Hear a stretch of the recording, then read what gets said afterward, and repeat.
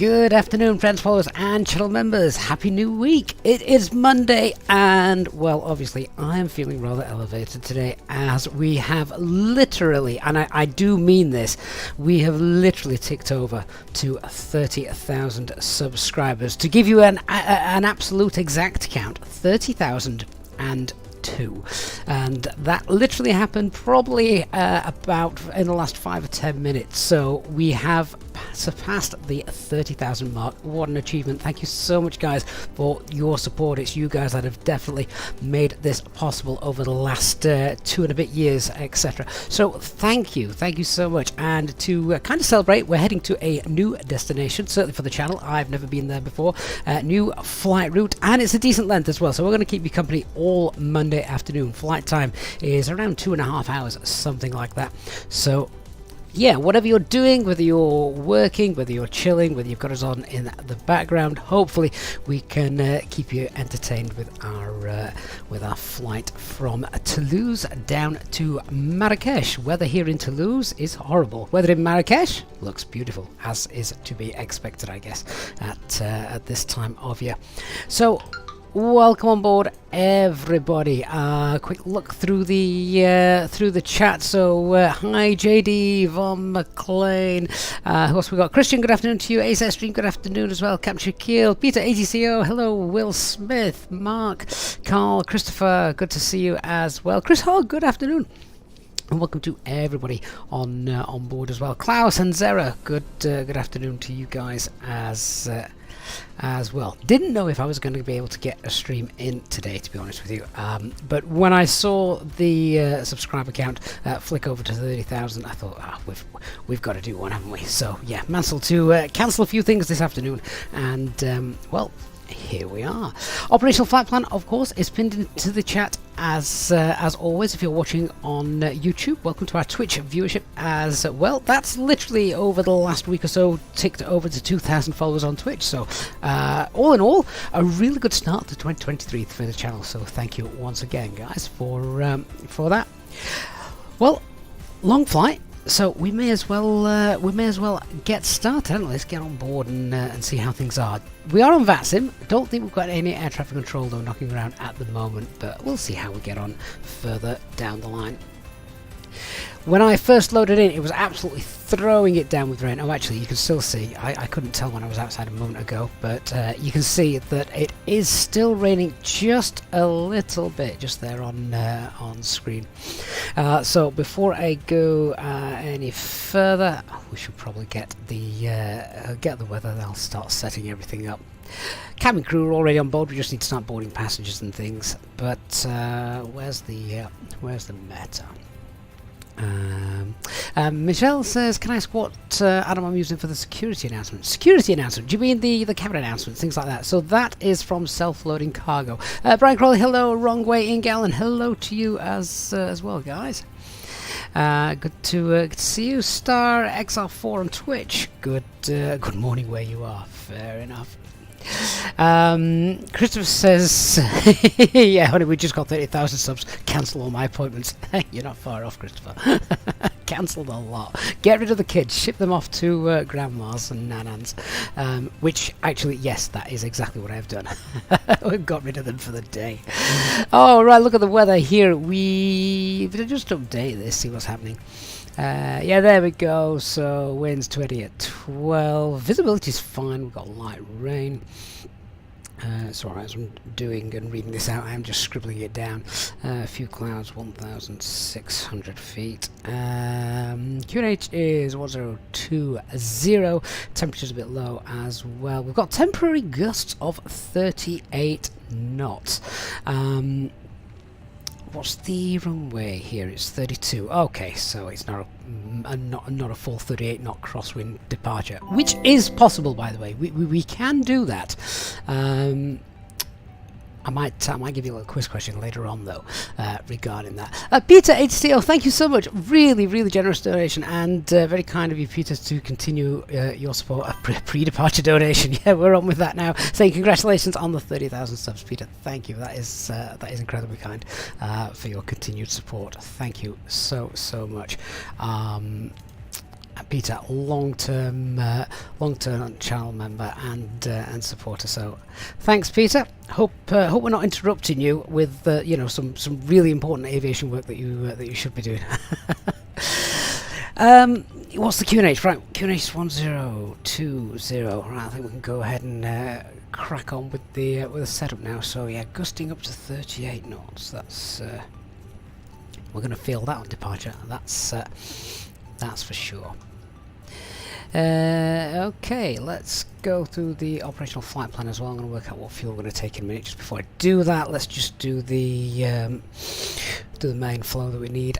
Aircraft is in turnaround state, so our nav logos are on. Acupressure is not in the green, and for some reason I've discovered when GSX opens the cargo doors, it must not link properly to the Fenix systems because it doesn't pressurize the green system. So normally when the cargo doors get opened, the acupressure will go up.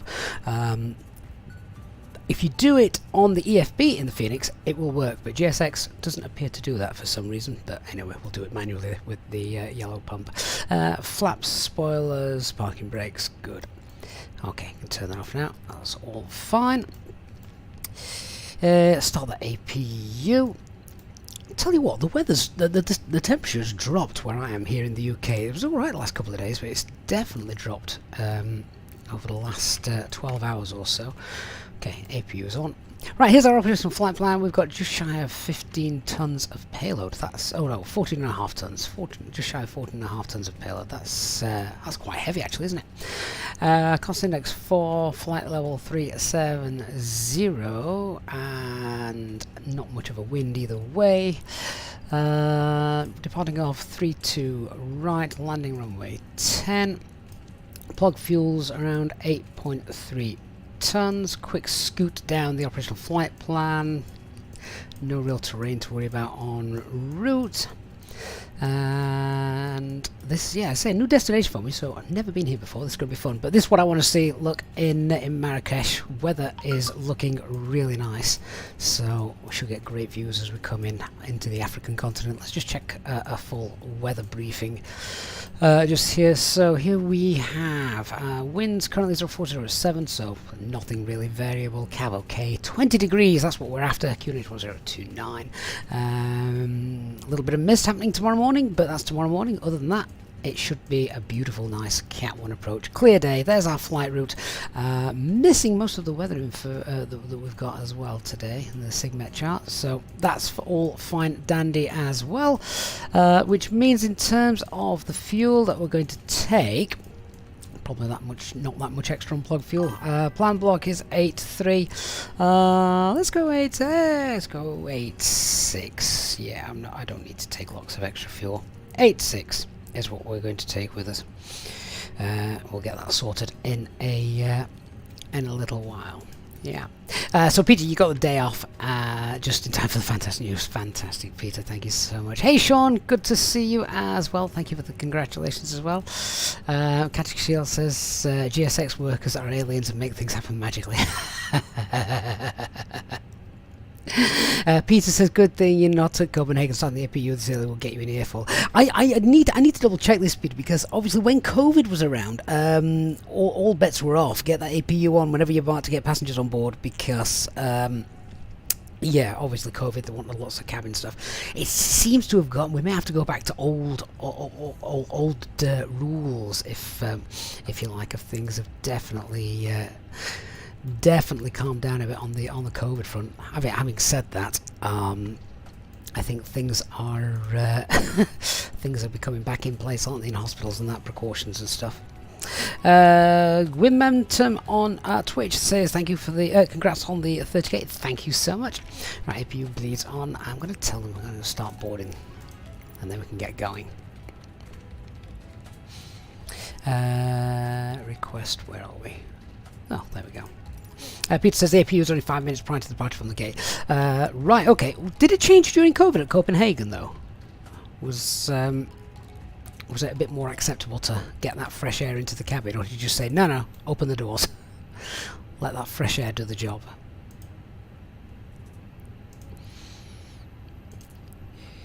Right. So, yeah, come on, let's get everyone on board.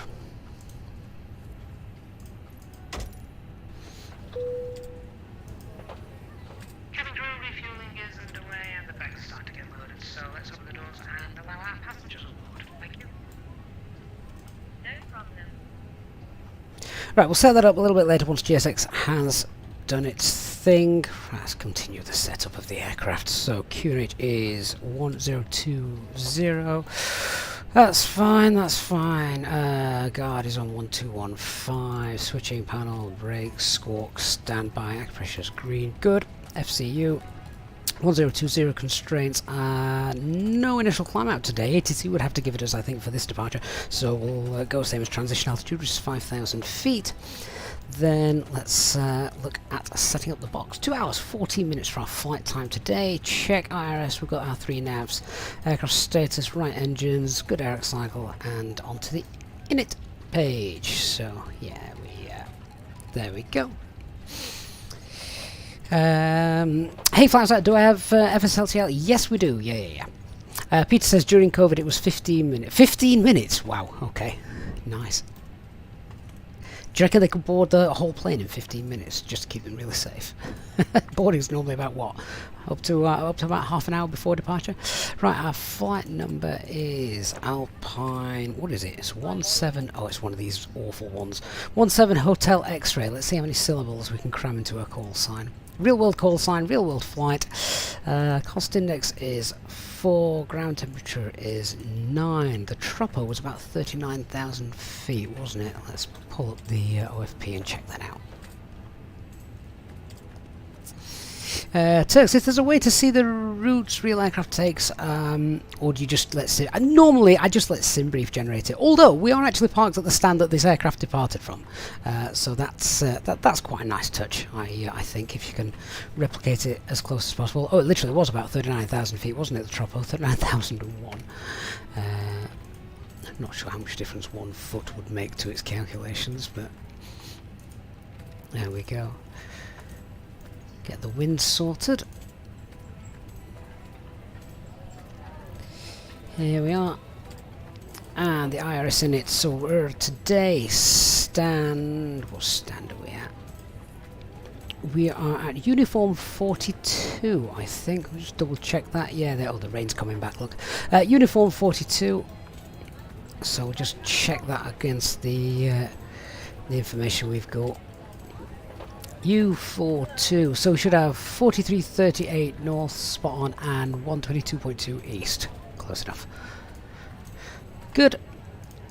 And what's our cruise flight level today? 37 and 64. 37,000 feet and temperature of minus 64. Alright, flight plan. Departing 32 right, and that's good. 6 Bravo. There it is. Just clear the messages out of the scratch pad. There we are. And then arriving ILS 10. Yeah, we're not doing the INAV. ILS 10. And that's coming in on the Oboga 3 Alpha. There it is. Have we got an approach via for this? I think we do. If we come straight in rather than flying the full procedure, we come in via Odalo today, if that's an option.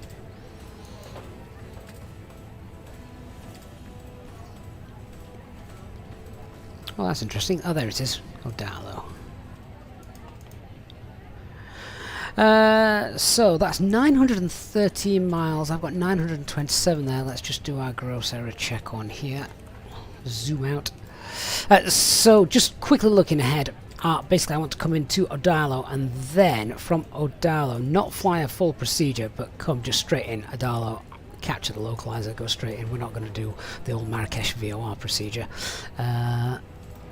So if we just have a quick look what's happening with the route. Yep, south-south. That was Spain. If you sat on the right hand side of the aircraft today, you might catch a glimpse of Gibraltar. There we are. That's exactly what I was hoping to see, so that's fine. Radnav page then at Toulouse. We've got Tango Oscar uniform. We'll just hard code that in. Pokemon, thank you for the follow on Twitch. Right, onto our Init B page. Just checking, do we need anything else there? No, I don't think so. Actually, we could put TS in just as a non-directional beacon in case of complete failures of everything and we end up in Cessna mode. Particularly as the weather's not very good. What was that identifier? TS. Oh, I'll just put in 423. Oops. There we are. Turn that on. Need to turn my phone off before we go. Morning says it was about to do a flight in 737, started up the engines, thrust master animator didn't move and the engines didn't spool up. Sounds like something's not bound correctly if that's happening. Have we got our flight plan yet? Yes. Not our flight plan, our flight load sheet. Let's see. There it is. Right, so preliminary load sheet's got a zero fuel weight of 58.5, and our zero fuel weight CFG is 36.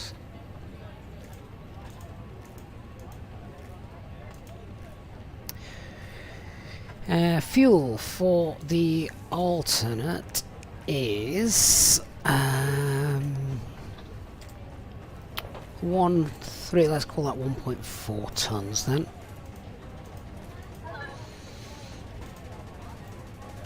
And our zero fuel weight CFG is 28.6. Okay, so fuel planning. We're going to be taking 8.6 tons. Aircraft says 8.3. So that's a spare 9 minutes of flight time with everything calculated in. Alright, onto the performance then. Let's go back over to my seat, onto the tablet. Hey Wally, good morning to you. Ginger Ninja, good afternoon my friend. So 3, 2, right, it is definitely not dry. Config 1, anti-ice will be on, engines, packs off, takeoff weight is, what was it? I didn't look. 66.9, that's one of the heaviest flights we've done for a while actually. It makes sense given the fuel that we need. 66.9 and that takeoff is 28.6 takeoff weight CFG. Sync the live weather. Have we got intersections available for us? Oh, we've only got full length available here. Oh, gonna have to do the long taxi then. Okay. Right. So 374749. 137 374749.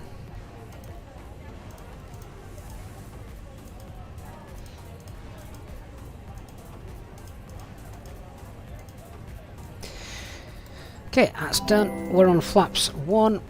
And what is our flex today? Our flex is 57. There we go. Let's have a quick look at SimSmart, check out the engine out procedures and thrust reduction, acceleration values, etc. Wayne! Hi Wayne! Thank you so much for your kind £2 super chat saying, must be due a replacement mouse battery. Do you know what, Wayne? I started buying rechargeables. Because you're quite right, and they were always failing at the worst possible time. There was a really big one. I've forgotten where we were going. I want to say Seville. I have nightmare moments of going into Seville and the mouse just losing all connection, and I was totally screwed until I found a wired one and plugged it in. And then that was in the days when plugging peripherals into the PC whilst using Microsoft Flight Simulator just caused it to crash. So yeah, thank you for that, Wayne. Where are we? Lima Fox Bravo Oscar. Thank you. Runway 32, right, get the meta. Yeah, it doesn't really matter what we put in here, can throw anything we want in. Remember, this is a takeoff calculator for the Neo, but I still use it for the Fenix because I get information on the noise abatement procedures. So thrust reduction acceleration is 1497, engine out acceleration is the same. So yeah, that's all good. So we can leave that. Let's look at the engine out procedure, which is standard, and then 2,000 feet right turn to the tow NDB. Right, well with that I'm actually just going to update this to tow NDB. Let's have a look at our second flight plan. Copy the active. This departure has us flying straight out anyway, so E out SID and pop it in here. So Lima Fox Bravo Oscar, which is obviously where we're departing from, flying out 322, and let's pop that at I'll pop it about 70 miles out. Okay, so the secondary flight plan, we can now put in that waypoint. Pop that in there. Then we're going to tow NDB, enter the hold, and what information is that? Left turn, inbound tracks 258.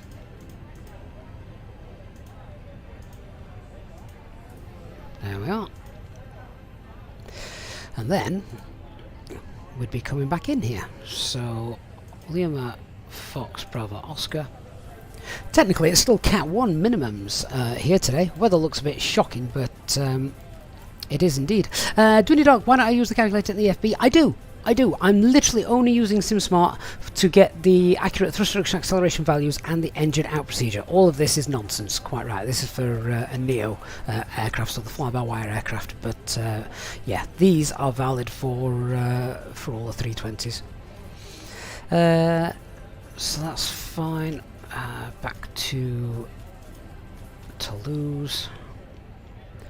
And the ILS 23 right, I think, is the one that's in use. No star is tow one of the veers here. No, it's not, so no veer.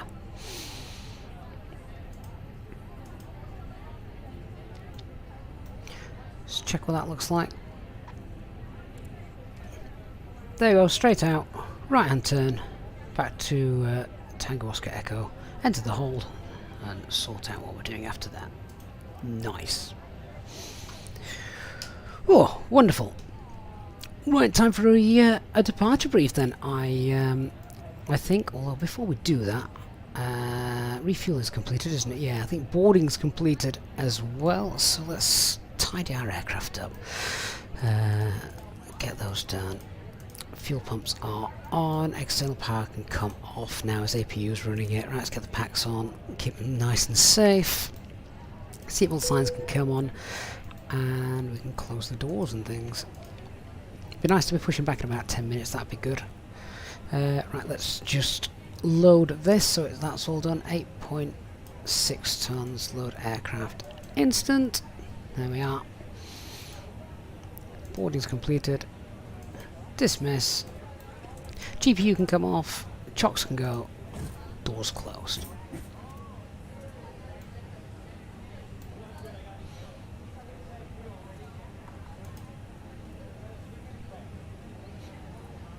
Ladies and gentlemen, welcome on board our EasyJet service. Please place your large bags into the overhead locker, wheels first, and keep your small items under the seat in front of you. These include laptops, handbags, duty-free and loose items of clothing. Once you have safely stowed your cabin bag, please take your seat.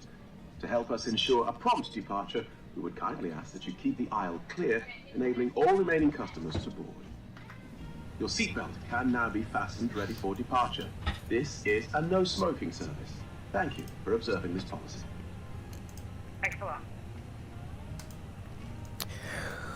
Right, let's do the brief. So, quick look at the weather as always. Yeah, you can see that on the screen. Visibility good. We've got light rain. Got strong wind on departure, gusting 38 knots. So we're going to feel that coming in from the left. Runway conditions obviously wet, so that's what we've planned for with the departure performance. Weather en route should be fine. Weather for the arrival should be fine as well. Nothing really of note to worry about there. Aircraft type is A320, all fully serviceable with the exception of the weather radar. No times to be aware of for our departure. Yeah, we've got really nothing here that's going to affect our departure or anything like that. It is worth noting the VOR distance measuring side, the DME for Toulouse is unserviceable due to maintenance, so not that we'd use that. I can't see any reason why we would need to use that, to be honest with you, but unless, you know, everything breaks and we end up using the aircraft like a Cessna, but we couldn't use that and rely on the DME because it isn't working. So yeah, apart from that, no times. Threats to be aware of. Nothing really here. Obviously very wet, so we're not going to cane it down the taxiway. Nice steady taxi, so we're not slipping or anything daft like that. We can use full side stick as we depart because of the gusts. Yeah, let's just put in full side stick instead of hard side stick as we roll down the runway for that. Quick look at the terrain. Yeah, there's nothing around it, is it? MSA is 2,900, as you can see there. We've got no ATCs, so we're going to be calling on Unicom for that, listening out for other traffic. That's about it. Yeah, there's nothing daft. The only other thing I would say is just check out the taxiways and how they work. So let's talk about that now. So we're going to be pushing back from uniform 42. We'll be facing south, and then we'll taxi out on Tango. Yeah, so we'll take Tango 60, and then taxi down on Papa. And we can taxi all the way down then. All the way down on Papa. We've got to do full length departure because I've not got any information available for the intersection departures. And then so we're taxiing down to November 1. Full length departure, runway 32 right. Could do a single engine taxi actually. It's going to be a nice straightforward taxi. It's a long one, so yeah, we'll do single engine taxi for that. Once we're departing, it's a nice straight out departure. Noise abatement 2, our initial climb, we're giving it to ourselves, so initial climb is 5,000 feet, transition altitude is also 5,000 feet. First turn will be to the left, and that's that's about it. We need to be obviously above 2,000 feet by guard, but that's easily done. So once we're unhappy and departing, we'll just clear ourselves further up to flight level 200 and then check things as we go. The emergency brief then, so standard Airbus emergency brief. If we have an engine out after V1, we will obviously continue, get the aircraft airborne using normal 12.5 degree pitch. It's a standard engine out instrument departure, which means straight out, secure the engine and shut it down, etc. Once we're at 2,000 feet, we'll make a right hand turn to the toe, NDB, enter the hold, sort everything out, discuss what we need to do and what we're going to, where we're going to go, most likely back here into Toulouse, and then we'll come back in on runway 32 right. The only other thing to mention is if we do enter the hole, we'll get ourselves nice and safe up to 4,000 feet. Think that's it. Stopped raining as well. Wonderful. Okay, let's welcome everyone on board, then we'll start running checklists before we go. Hey Donnie, no, still use the fly-by-wire. Used it last week. From the flight deck this morning, let me welcome you on board this EasyJet aircraft as you settle in for what we hope is going to be a most enjoyable flight.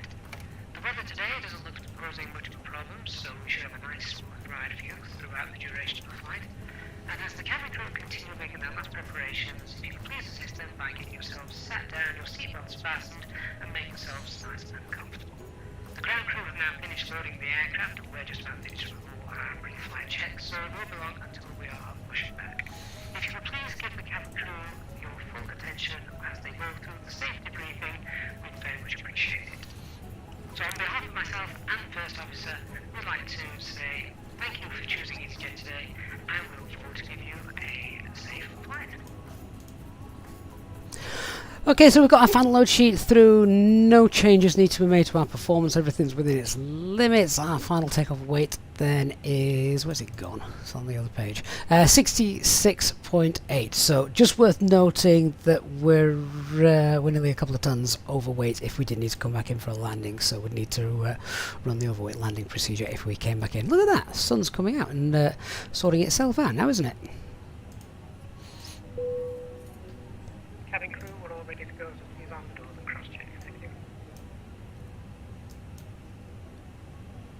Hey Mark, good afternoon to you. I have updated Navigraph. I've got the new one installed. I just don't use it. I prefer the old one.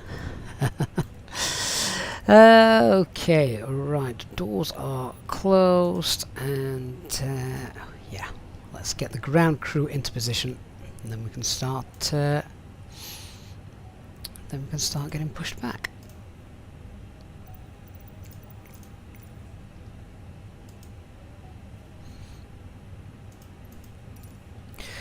So, cockpit preparation checklist. Aircraft acceptance has been completed. Fuel quantity is 8,580 kilograms, all balanced. Seatbelt signs are on. We've got 3 navs and the Barra FQNH 1020.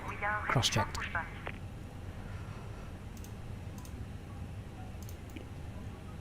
Let's get over to Unicorn 1228.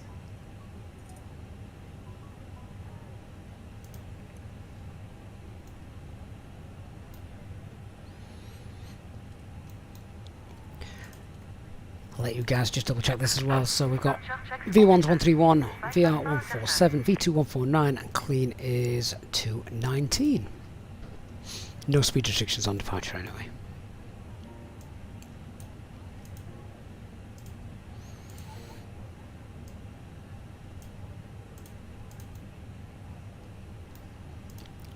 Toulouse traffic Alpine 17 X-ray Hotel stand uniform 42 pushing back facing south. Facing west. Where's that going to put us? Oh, Tango 81. That's fine. Southwest, I guess.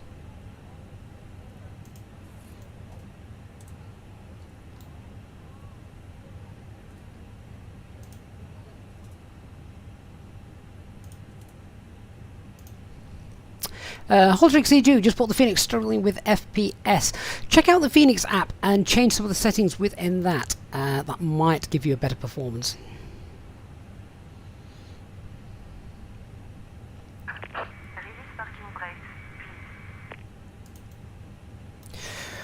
Right, so beacon lights on, transponders set, acupressure's in the green, set the timer, parking brakes released.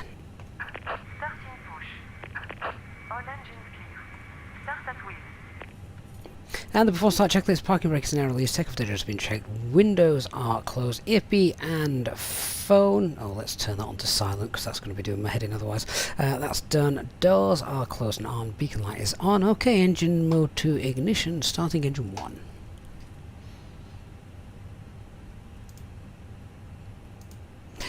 Peter, you've not had the pleasure of judging VATSIM ATC in a while, I know. Why is there a tree there? Look at that.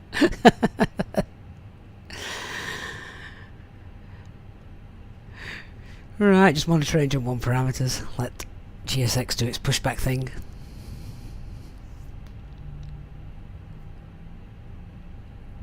Hope you're all having a good Monday so far. Please do hit that like button if you haven't done so already.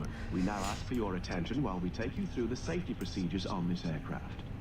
A safety card is in your seat pocket, showing the exit routes, oxygen masks, life jackets, and brace position that you must adopt if you hear brace, brace.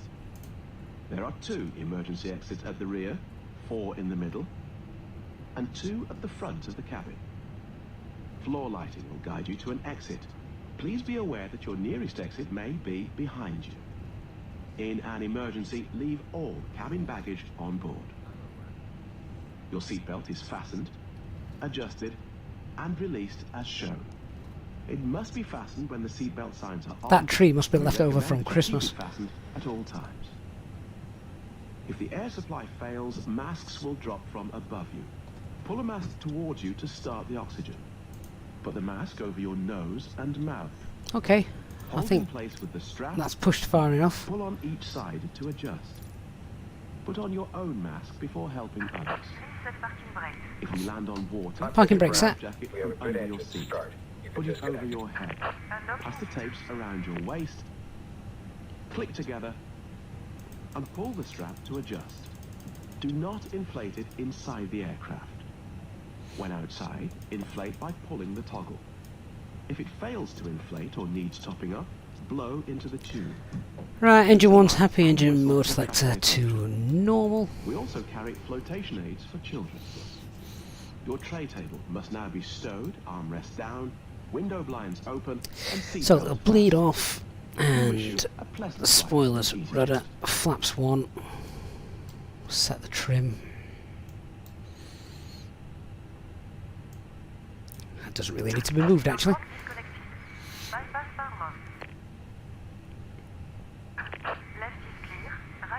Hey Barry, good afternoon mate. Yeah, we literally ticked over to 30,000 subscribers around half an hour ago, so I thought, why not? A very impromptu stream there, Barry.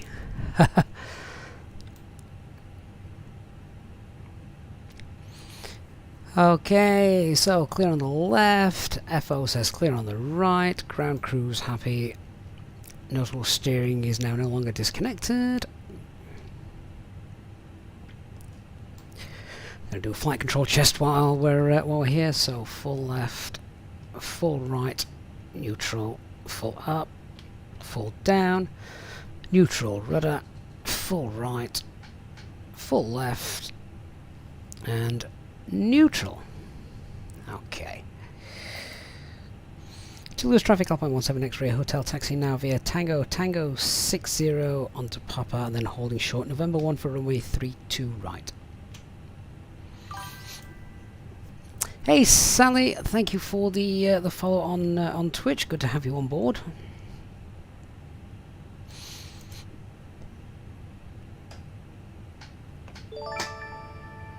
And Ryan, celebrating 11 months of channel membership, says congratulations, great work. Thanks again for all the info. You're more than welcome. Thank you, Ryan, for your support over that time. Elise, thank you for the follow as well on Twitch. Elcrack, yeah, we're on the VATSIM network, so anyone that wants to join obviously can do so. A little bit of left rudder as we're only taxiing with the single engine, of course.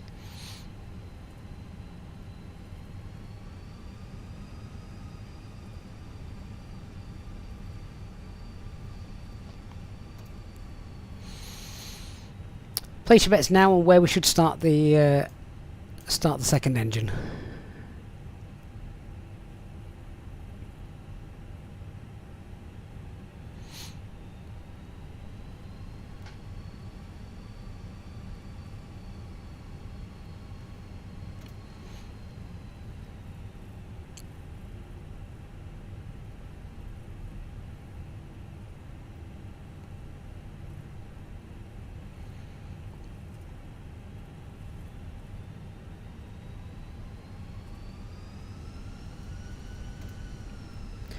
So there's Tango 60 just to our right that we're going to take.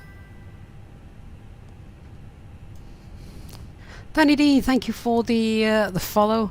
And Willie celebrating 22 months of channel membership. Willie, that's insane. Thank you so much. There since pretty much channel membership opened up. Thank you. And Barry also celebrating 18 months of training captain channel memberships. Barry. Oh, legend Barry. Thank you so much, both of you guys. Wayne says he's been a channel member for up to 2 years, has no bands up to date.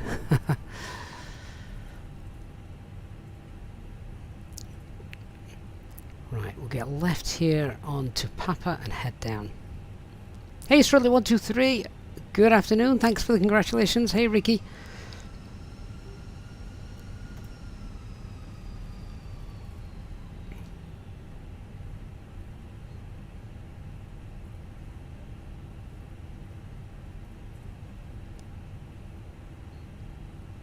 So obviously can't do the checklists and pet check etc. until we've got both engines running.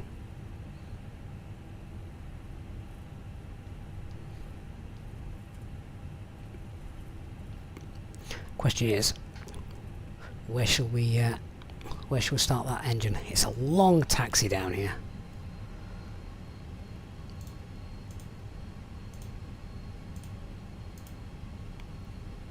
Hi Dan, good to see you.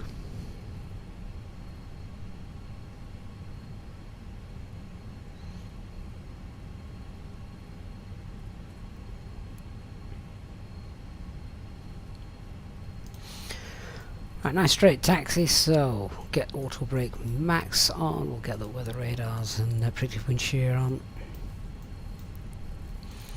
Can pop terrain radar on as well.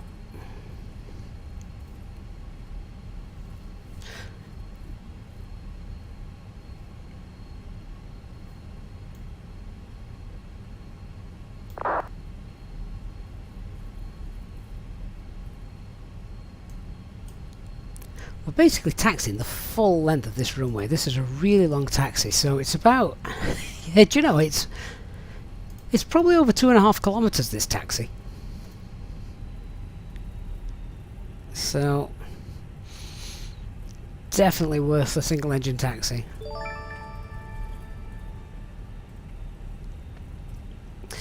Peter ATCO, as well as an early super chat donation. Peter's now just gifted 5 EasyJet Sim Pilot channel memberships as well. So Dan, Travis, Brambles, Matt and Simon, thank you. Welcome guys. Peter's gifted you channel membership. Peter, what an absolute channel legend. Thank you so much, Peter, for your continued support. Guys, if you're on Discord, make sure you get yourself into the members lounge as well. Willie says long taxi. Yeah, well, I mean, it's not Amsterdam long. Right, I'm going to go with we're going to start engine 2 now. So engine mode, select to ignition. We'll get that off. APU bleeds on, and starting engine 2.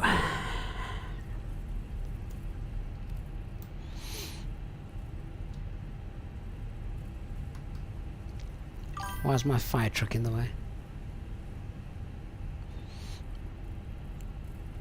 The Dazman, thank you so much for 100 bits in. Thank you for the Fenix tutorials on YouTube. Keep using them. Still 100% sure what the hell I'm doing in parts, but getting there slowly. Oh, Dazman.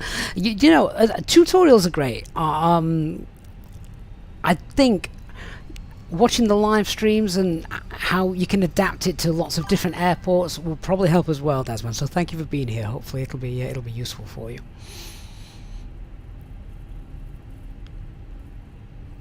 Right, so just keeping an eye on engine number 2.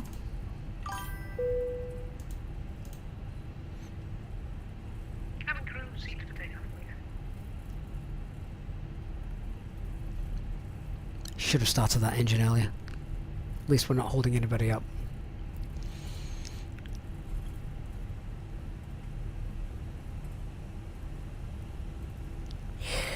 Right, engine number 2 is happy. So start that timer.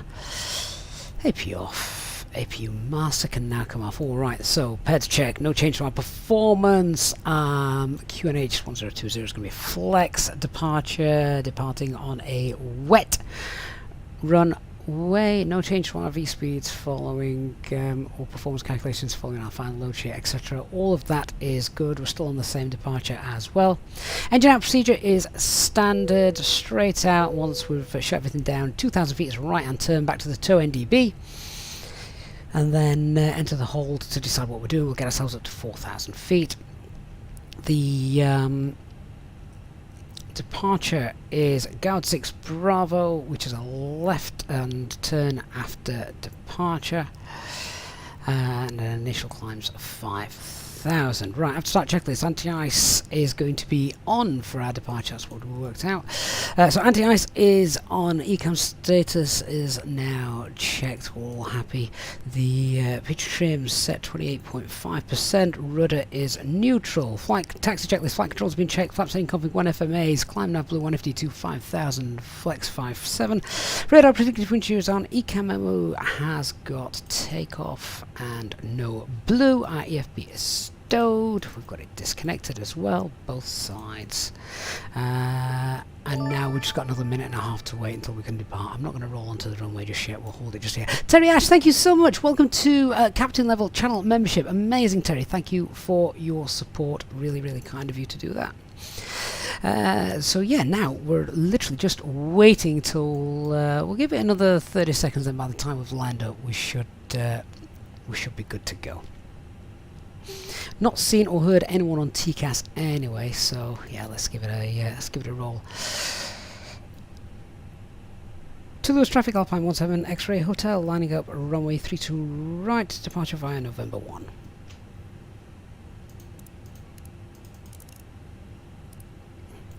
Right, lights are all on, TCAS is on, brake temperatures are fine, let's roll it onto the runway. Line up checklist, cabin is secure, takeoff runways 32 right confirmed, full length, TCAS, TARA packs 1 and 2. Oh yeah, should we get those off as well? There we are. Mark, quick question whilst waiting, great time to ask, says what difference does a wet or dry runway make to the performance calculation? So if the runway is wet, then you're not going to be able to stop your aircraft as quickly, meaning that V1, the rejected takeoff speed, is lower because you need more space to stop your aircraft in the event of a rejected takeoff.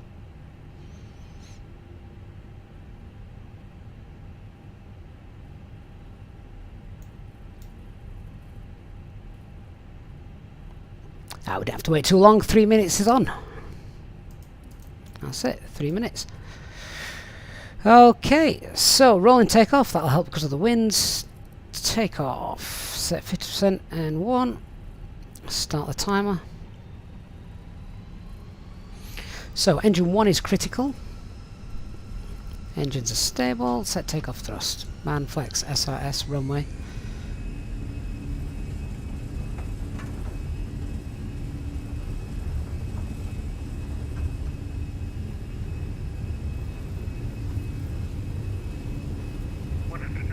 Checked. Just holding a bit of right rudder in for that centre line. The wind playing havoc with the airspeed. V1. Rotate.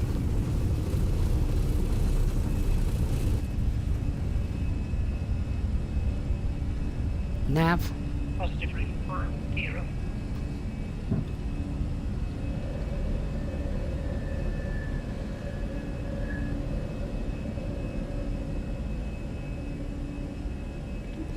Ooh, a little bit bumpy. Not unexpected given the gust situation.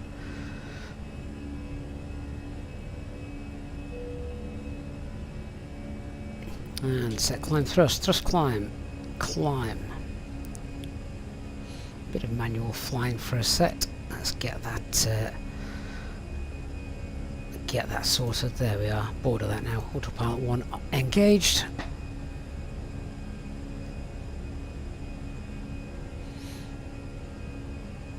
Passing airspeed, flap 0. Spoilers disarmed. Let's get those on. Will you think we could take a bit more of the audio? Let's see. What does that sound like? Is that any good?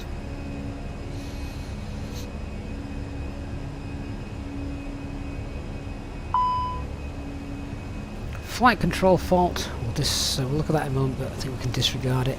Here comes the rain. Nice.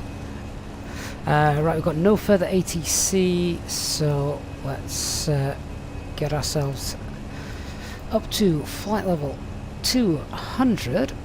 Leave that in managed, pull standard, so climb 200 blue. That flight control, let's master caution, cancel that, and check.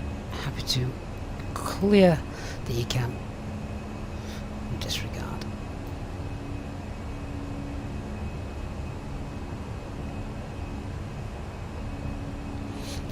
Is that better, Wayne, Willie?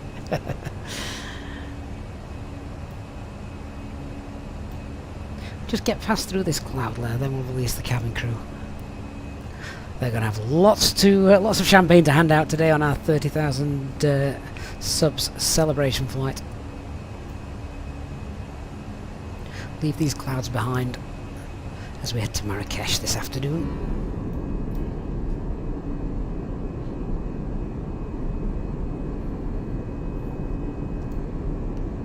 It is quite a thick cloud layer as well, isn't it? Can't see the ground through them. Not too many holes to peer through. The weather's better as we head down towards Spain, so that'd be nice.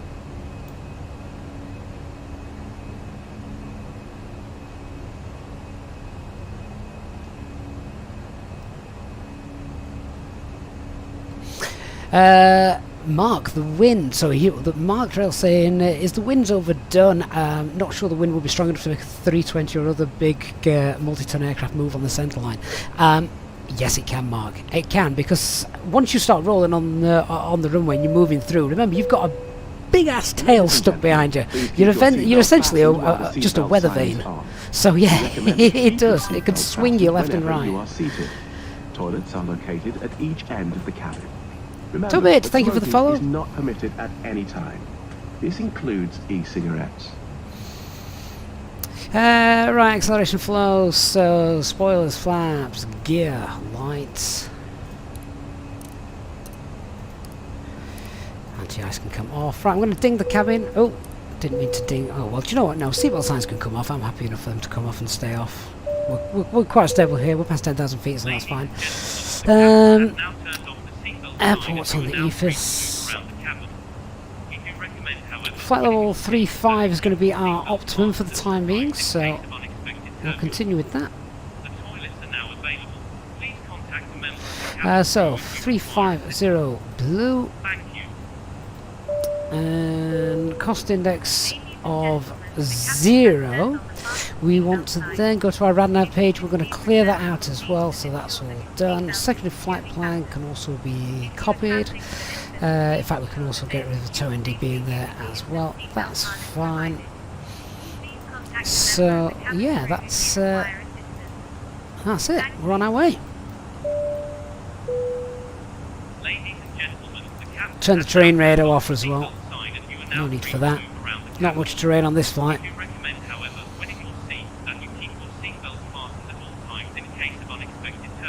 Hey Andre, good to see you. Not says anyone else finding live weather a little bit iffy lately. Had a 30 knot crosswind completely changed direction on you and final at Gatwick.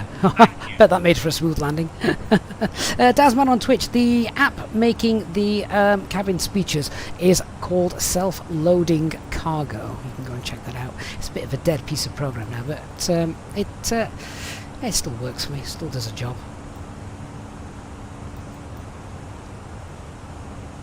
Right, let's just monitor our flight route down here. There we are.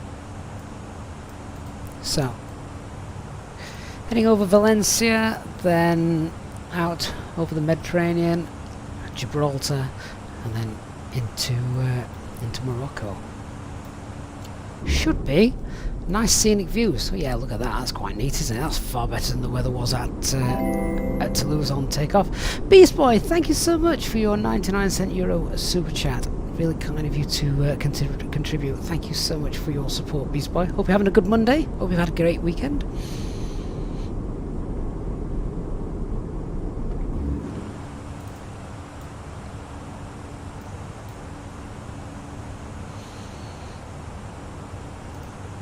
No ATC, but that's okay.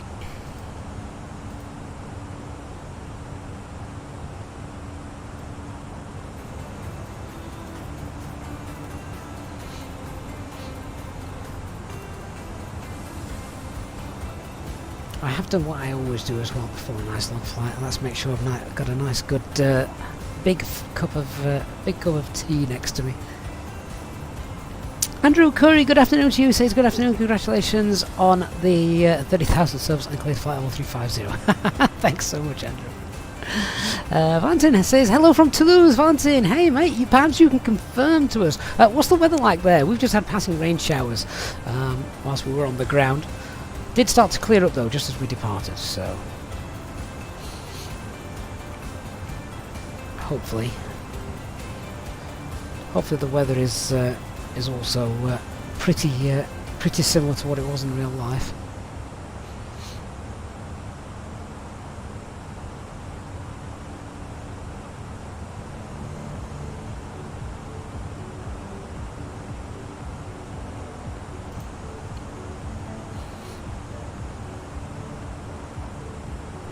Beast Boy says we're his favourite YouTuber. Oh, Beast Boy, thank you so much. It's not just me, it's the whole community. That's what I really enjoy about the channel. All of you guys being here. Without you guys, I'm just a guy playing on a simulator.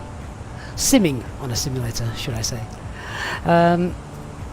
And Dragon says hello from Portugal and fantastic on the 30k. Ricky, is it Yorkshire tea or PG tips? Ricky, you know the answer to that. Unless you're new to the channel, in which case you may not. But yeah, you know what that is. Peter, say, what were you asking me? What's my take on the E-Jets debacle? I haven't had chance. So did this all come out as well over the weekend and the back end of last week? I've not had a chance to catch up on it. So yeah, I've seen little bits, but I don't want to kind of comment on anything because I'm definitely not in the full picture. So you know, if you don't know much about anything, best not to say too much until I've read up on things. I mean, feel free to illuminate me and enlighten me here, and catch me up with what I've missed.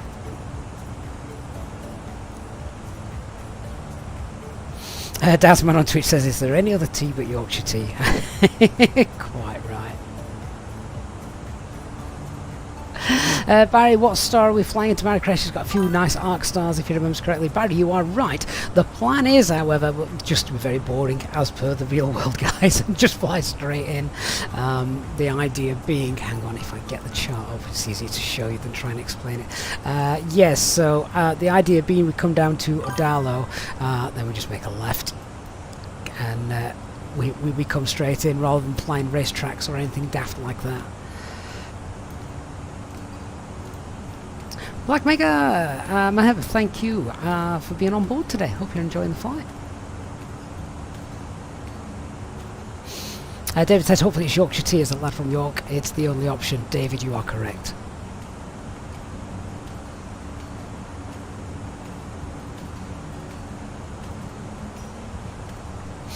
Tasman, thank you for following, and Mojo Flow as well on Twitch. Tasman says he was following us on YouTube. Didn't realise he didn't follow us on Twitch as well.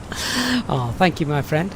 Remember as well, if you have Amazon Prime, you can also support the channel for free with Prime subs and things. That obviously doesn't cost you anything. So thank you to those who've already gone ahead and done that. Right, just a little hint of terrain down there, as you can see.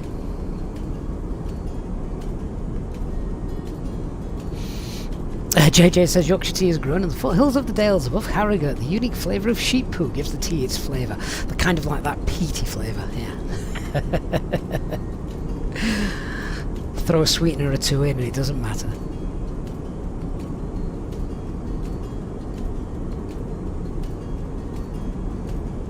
Ricky says it's going to upset us now, but he's a coffee drinker. Do you know what is really frustrating for me? And I mean this sincerely. Oh, look at the... sorry, I'm interrupting my own comment. Look at the snow. I love it when it does this. Just hints of snow in places where the snow accumulation has been. That's amazing. Yeah, what was I saying? Yeah, so one of the things that I hate about myself is I adore the smell of coffee. Absolutely adore the smell of coffee, and you're so lucky with all the different kinds of macchiatos and lattes and God knows what else the Americans have invented, and I love that smell. Cannot stand the taste of the damn stuff. Hang on a minute, we're just bubbling away a little bit. What's happening here? Yeah.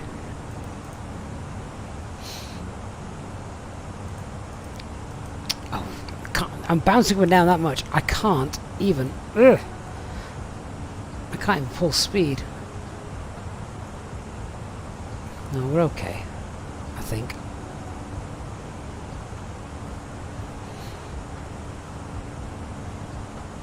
And you know what has escaped me? Turbulence penetration speed.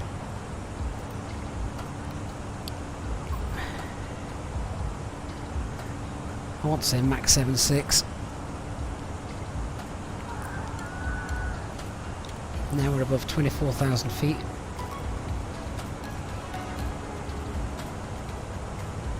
We're rocking a bit though, aren't we? That's why the cabin crew haven't started their cabin service just yet.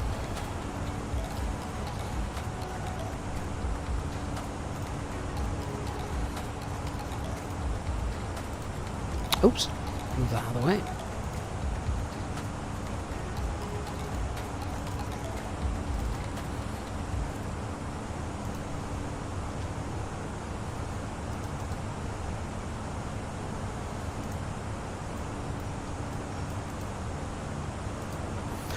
Oh, great. And of course, Amazon would come and arrive just now, wouldn't they? Okay, back in a second. Let me get the door for Amazon.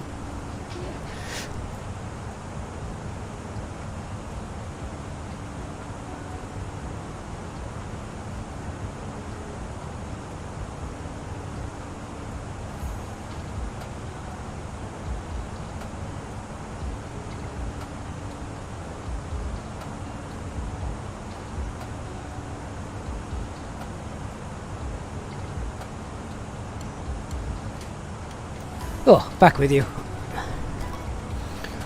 Still a bit bumpy, isn't it?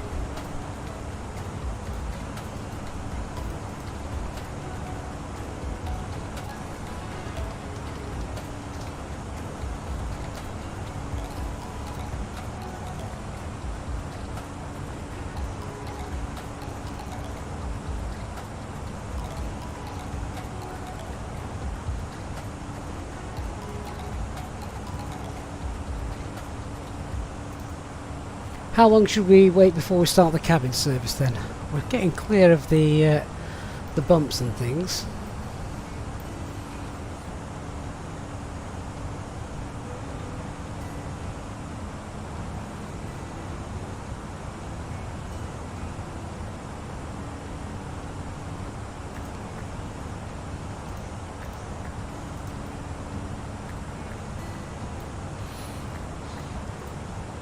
So our planned cruise flight level today was flight level 370, but we're a little bit heavy, so we're going to step climb it up. 350 is the way to go to begin with, and then once we've burnt off that fuel, we'll get a little bit higher up.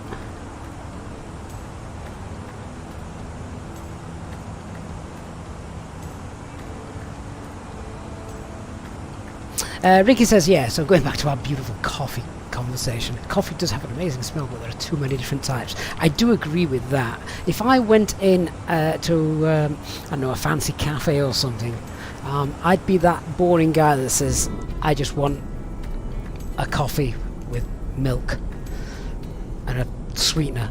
I don't want any foam or whatever else. Having said that, what's the one with chocolate?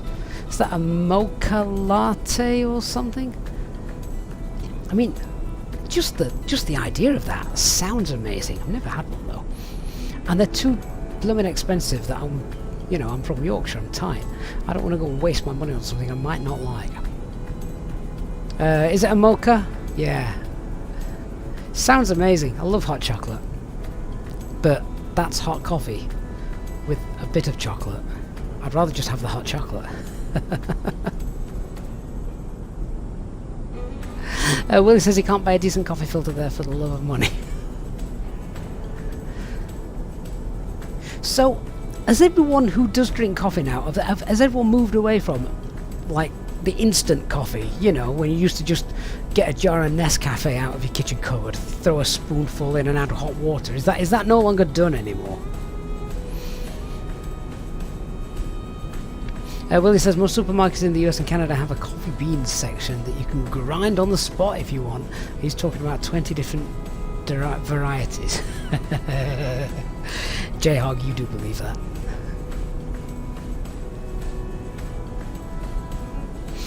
Peter says coffee comes only in one flavour, dark and as black as his soul.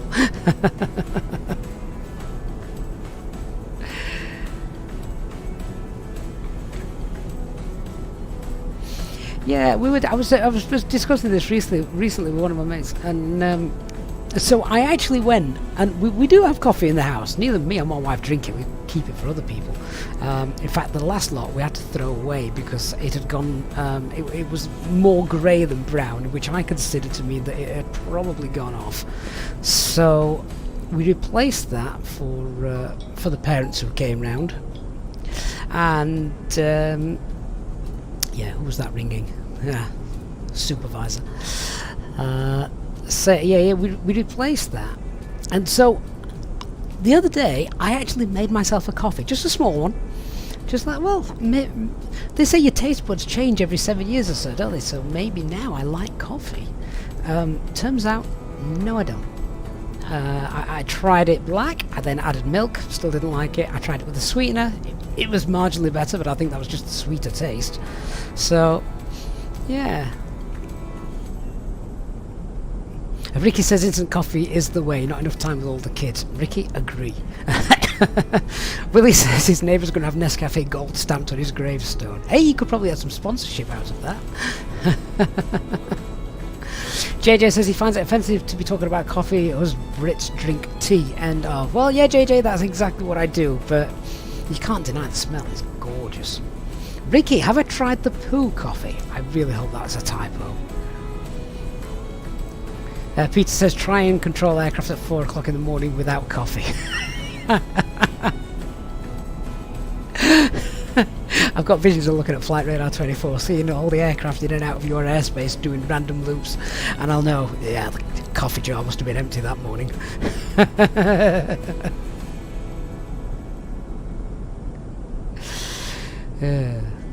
Right, see you later, J-Hog. Zara says Marrakesh's VATSIM is now online. Is that true, Zara? Excellent. Maybe they know we're coming. We're not going to be there for a couple of hours yet, but be nice if they're there when we get there, won't it? Right, we've just reached 50350. Let's just update that. We're calling that our cruise altitude for the time being. We're happy. We can set manage speed. We're not bouncing around anymore. So we've got alt cruise and TCAS set to below. Get to the perf and get that back up at 4. Get us there a couple of seconds faster. Nice. Right, cruise is reached. Ladies and gentlemen, from the flight deck once again, just to let you know that we've reached our cruising altitude for today and we are not anticipating any major delays or bad weather ahead, so we should be arriving on time as planned.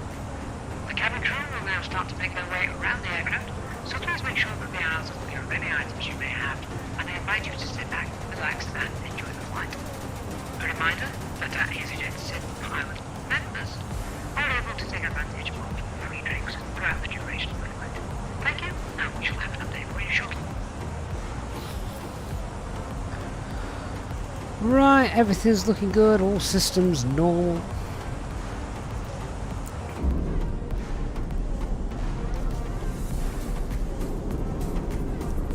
Are we over Spain now yet? Some nice Spanish terrain, I believe.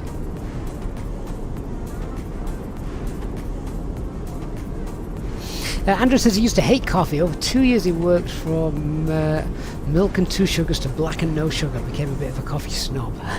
And Captain Shaquille says he used to not like coffee. But now with 3 young kids, coffee is the closest to heaven he can get.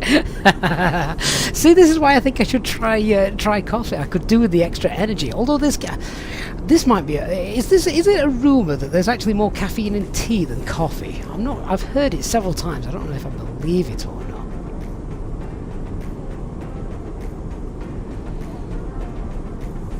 Mark says he remembers back in the 70s before everyone walked down the street with their designer coffees. There was a shop that roasted its own beans, and the smell, it was vented onto the street. Best smell ever. Sean says, Finny, we're talking about changes. He remembers that he couldn't take any tea without sugar or without milk, and now he can have both. Definitely some change in the taste buds. Maybe we just become less patient and can't be bothered with throwing milk and sugars into things.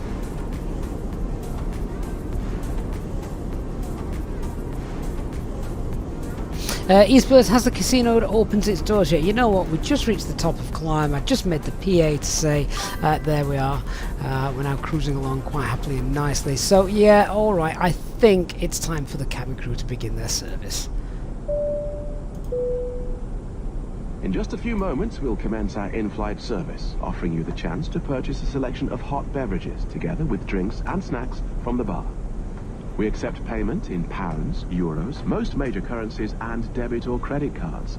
The correct change would be greatly appreciated, and if we can be of any further assistance, then just ask us as we join you in the cabin shortly. Peter says back in his army days he used to have what they called field coffee, instant coffee, powdered cocoa, and a stick of butter.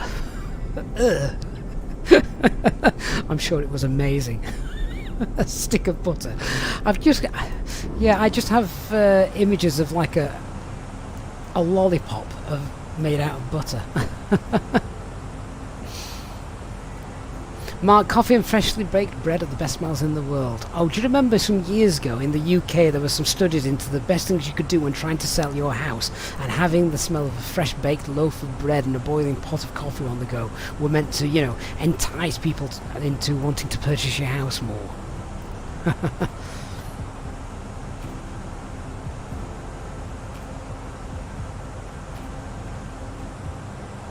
Ricky says if you're going to have a coffee on the flight deck, watch out for spills on the centre console. Yeah, well, you're not allowed to... if you're going to have a drink, it has to stay over here. Under no circumstances, I think, can it be put on the trays or anything like that. Who was it? It was an A320 transatlantic, I forget which airline. They spilled coffee on the centre console, or some drink. Yeah, and it all busted up, and they quickly had to return.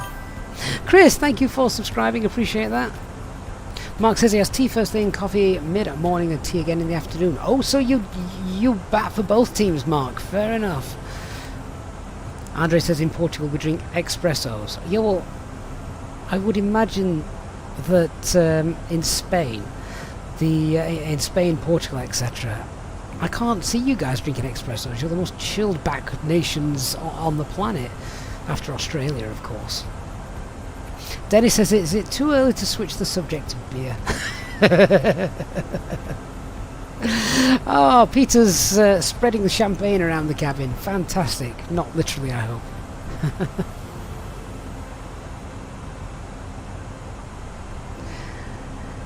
Right, let's do a fuel check. How long have we been airborne for? About 25 minutes. MLA is our next waypoint. We didn't take that much extra fuel, did we? What did we take?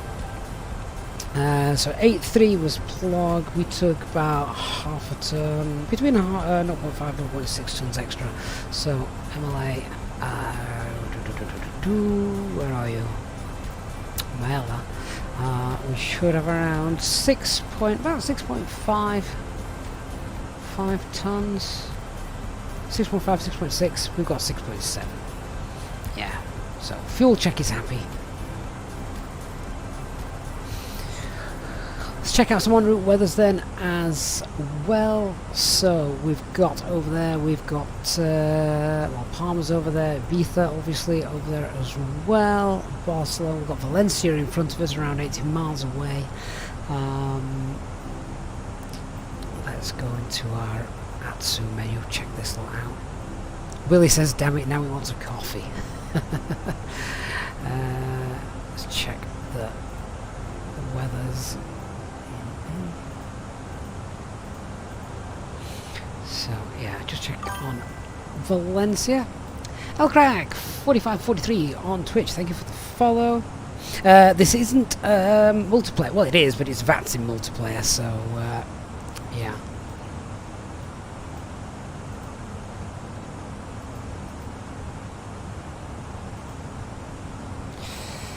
Where else should we have a look for? Barcelona. Barcelona shouldn't be far away, should it? Oh, we've got Alicante as well ahead of us.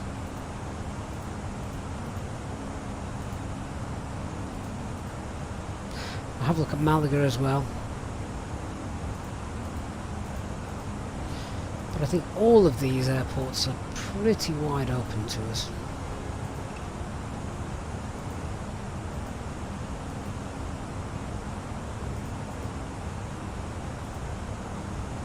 So Valencia wind is 350 at 12, Cat 1.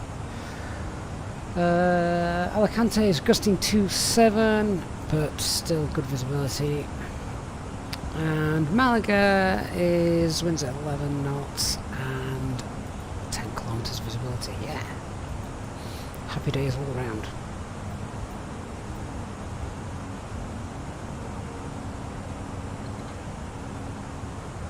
Sean says Alicante was the first airport he ever flew to. Going on, that was in your youth, wasn't it, Sean? A bit of a Benidorm holiday. I'm certain of that. Ricky says he's got to go. See you all later. Thanks for coming on board today, Ricky. Thank you so much.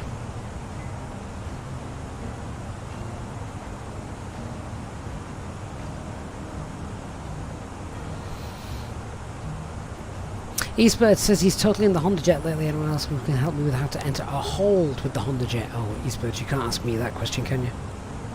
Dasman, how do you get the window views in the Fenix? Yeah, so these are custom views that I have set up, and then you just keybind them to, well, I keybind them to my side stick buttons, so I can just look around, etc. But they work quite nice, I think. That's a nice view, although, let's be honest, if ever you need an excuse to use the sunshade, there it is. It's quite neat.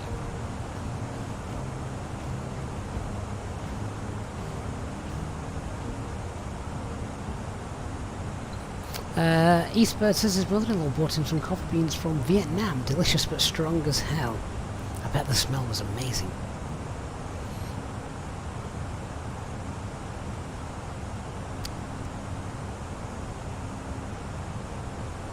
So what time are we looking to arrive today? So let's call that probably about 5 o'clock then, isn't it? Local time for me. So if we said 1700 hours by the time we've got down, slowed down, etc. Taxi to the gate. Should be there.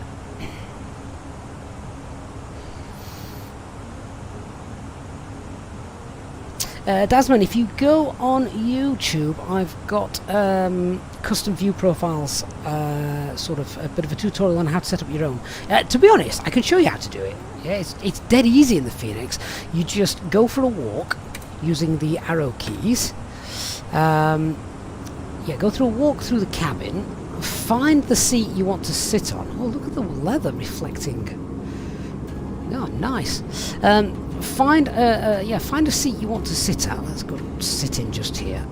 And then once you've got that view once you've got the view that you want, then you just press. That's quite nice view. You just press Control Alt on the left hand side. Left Control and Alt, and then number 1 to 9, I think, on the top row of your keyboard, and that stores the custom view. And then you just, to recall that view, you just press the Alt and the same corresponding number. So yeah, that's all you need to do on the Fenix. We'd best go back, haven't we?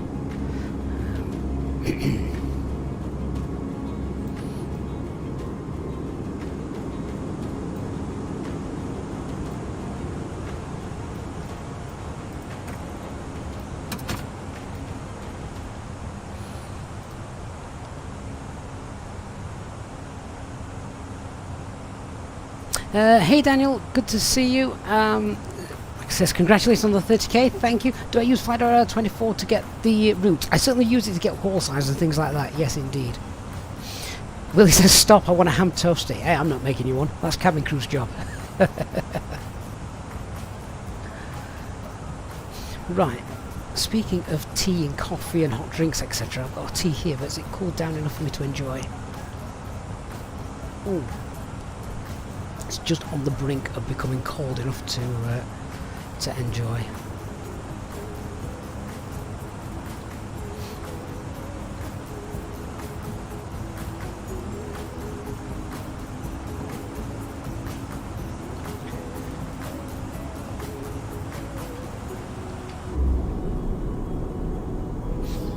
Oh, so where's that then? Is that Genoa maybe? I'm just guessing here, looking at the terrain around it and orientation. Can't tell. I'll zoom in a bit.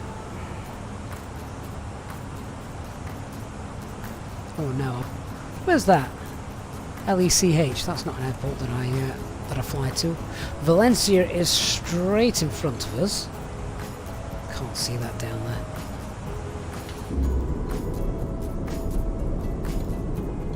Looks like some nice peaceful Spanish settlements down there, doesn't it?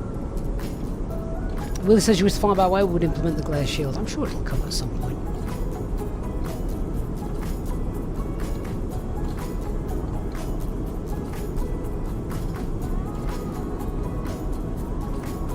Andy says, did I install all available parts of the world update from the marketplace?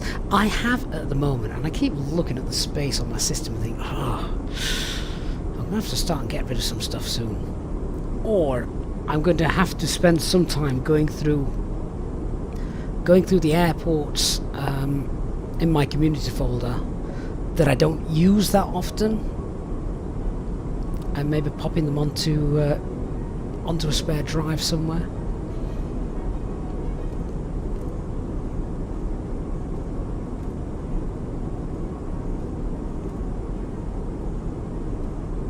Willie says his daughter was flying the simulator over the Canary Islands and she saw a mountain road over Gran Canaria. She thought it was made up and didn't really exist, but he's confirmed that it was indeed there. Yeah, I don't think there's too many things in the sim that are made up, except things like trees on runways. They're definitely made up. But everything else is pure satellite imagery, isn't it? Mark says you keep forgetting to use GSX and just uses the AFB. So I use both. I think of it this way: GSX is the eye candy. I don't use it to affect any of the aircraft systems, and I don't think it actually does affect any of the aircraft systems for the Fenix. I might be wrong, but I'm pretty certain it doesn't. So yeah, for eye candy, GSX, but for actual integration with systems and things, then it's all done through the EFB.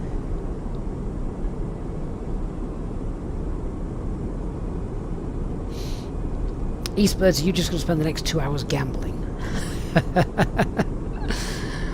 What a way to spend a Monday afternoon. Gregory, thank you for the follow on Twitch.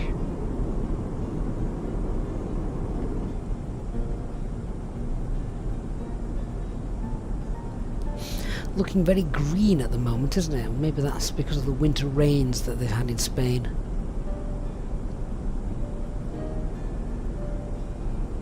Gregory on Twitch saying thank you for the live stream. You're more than welcome, Gregory.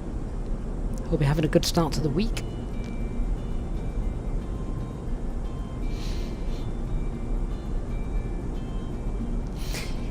Yeah, so we're obviously down to off to Morocco today, and oh, I really need to put that phone on silent.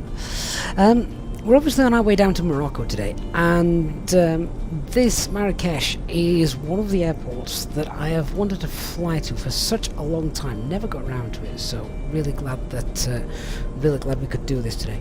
LA Kids 143, is the pushback on GSX reliable? Yeah, I think I've rarely had an issue with it. Maybe once or twice it's pushed me back into a daft place, but you can also go in and edit those if you so wish. But I would say 95 times out of 100 it's spot on. Yeah, I would say it's probably one of GSX's main and best features. Don't know what everybody else thinks about that. Remy53T says, really think you should upgrade to the Fenix, it looks awesome. Do you fly the fly-by-wire airport at fly-by-wire aircraft at the moment, Remy? Because if you do, you're going to absolutely, yeah, you would love the Fenix aircraft. Are you flying it right now? Yeah, it's next level. Bogies Gaming, hello mate, welcome on Twitch, thanks for coming on board. LA Kids, thanks, that might be the push needed to install GSX. It was on sale, wasn't it, not long ago. Mark says, I think GSX is very good if you have the time to edit everything or install other people's programs. Well, I've said this, and originally I thought, when it first came out, I did think, oh god, I don't have to edit absolutely everything I use. But then two things happened. One, people started bringing out profiles for you to be able to download on flightsim.to for airports, and that is literally a 5-second download and a 5-second job of putting it into the folder.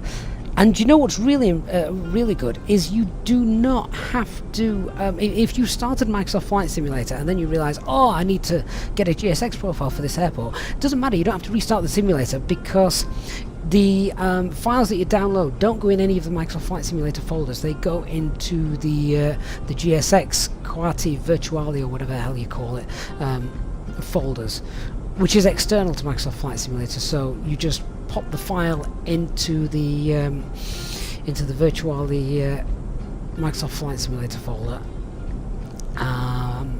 and then you restart that quotal little engine thing. Yeah, and it just works. So several times I've started the sim, sat at the gate and thought, oh, I need a profile for this. Has anyone done one? Quick look up online. Yep, bang. 10 seconds later, it's installed. Restart the quotal engine, and it's done. And it works. The other thing I do is now, as well, if there's no profile available, is once I'm set up at the gate, I just quickly hit the edit button, and I just edit the gate that I'm at. I don't go and do the entire airport. I go and, once you've got used to it, I can edit a gate in about 30 seconds, so it don't spend a lot of time on it. Simon says you had a weird one yesterday, starting up from Bristol into Phoenix. The undercarriage heated up to over 2,000 degrees. Yeah, GSX causes that, Simon. You need to go into the the box, and basically delete the failure, and it'll be fine. Hey, Lemon Wolf, good to see you.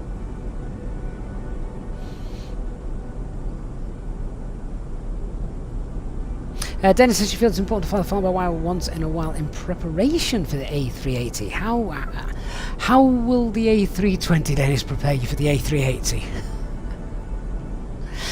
Eastwards, does GSX also have effect on ground clutter of the other aircrafts on the apron? Yeah, so if aircraft spawn in, then the GSX will add in their vehicles to it. They don't load passengers to it, because that really would kill frame rates, wouldn't it? Hey, Vincent! Thank you for the congratulations. Simulation World as well, thank you so much.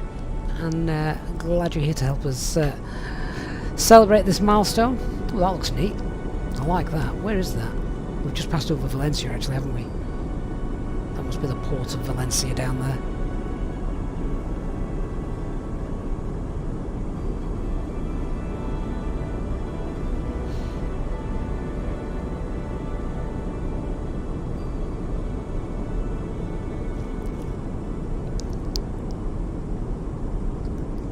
Did say, didn't we, that once we got over Spain, the weather was going to be pretty beautiful, and that does indeed seem to be the case. Simulation World, can you ask a question? Yeah, of course. If I can't answer it, then somebody here I'm sure can. Albert on Channel 2, the only way you'd be able to escort is if you were on VATSIM, but I'm not sure they actually allow that. Simon said, "Oh, you didn't know how to fix it straight away, so you took off on the SID and kept the wheels, kept it 6,000 feet with the wheels down." What's the TCAS alert we've just got?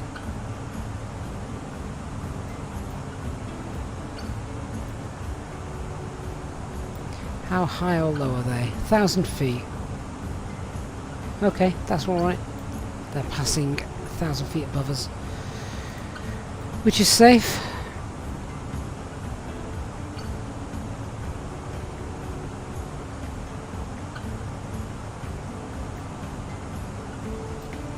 Dennis says, I just had a feeling keeping up with the fly-by-wire language will help getting the A380 off the ground. I guess the tablet and things might be very similar, yeah, so I see what you're saying. Aircraft systems, though, it's going to be different, isn't it? Did anyone see what airliner that was under? It had the logo underneath, but I missed it. Right, we're going to be clear of conflict now.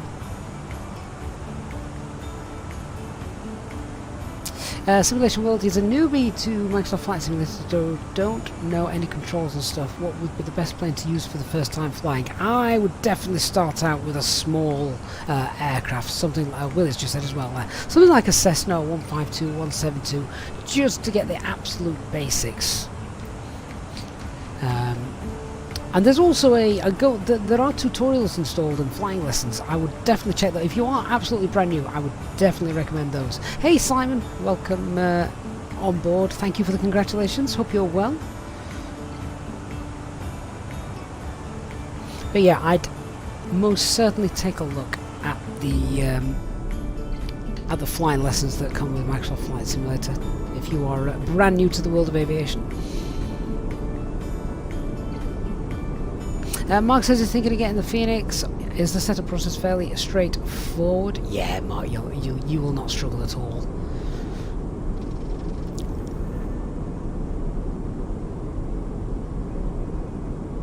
Christian says You only had the hot brakes issue once with GSX and never again after you once cycled through the pedal brakes. Maybe it's an issue that GSX and Fenix have a miscommunication on the brake percentage. Oh, so you mean your rudder, the toe brakes? What do you do during the pushback? Do you just tap them? Scary Boy, is CBDLC working here in the Fenix aircraft? Yes, it is. We've just got no air traffic control to actually communicate with, but otherwise, yes. Yes, it is.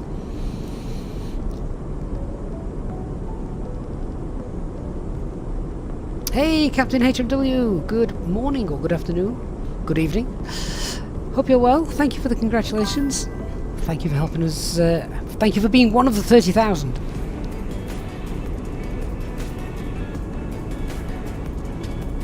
Peter DR, good afternoon to you as well. Hi, long time no see because of holidays. Happy New Year and congrats with the 30k. Thank you, Peter. Good to have you back on board.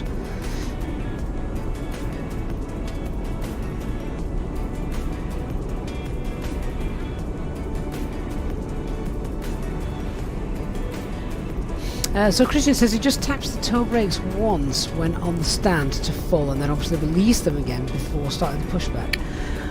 Ah, yeah, maybe that is causing a bit of a conflict, because now you come to mention it, I never had that issue until I installed the rudder pedals. So you might be onto something there, Christian. You need to tell the world, or I will through a video. But it's an interesting thought, that, Christian. Right, can we get up to 37,000 feet? Yeah. Yes, there we go. Come on then. Let's continue our climb. Flight level 370. Thrust climb, open climb 370. Burn a bit less fuel. Might get there a fraction quicker as well.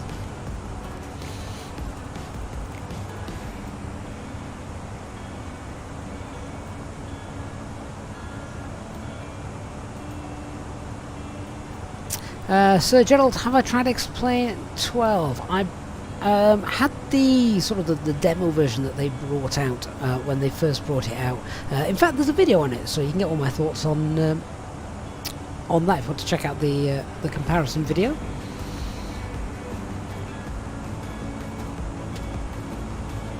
Christian, have you just lost again?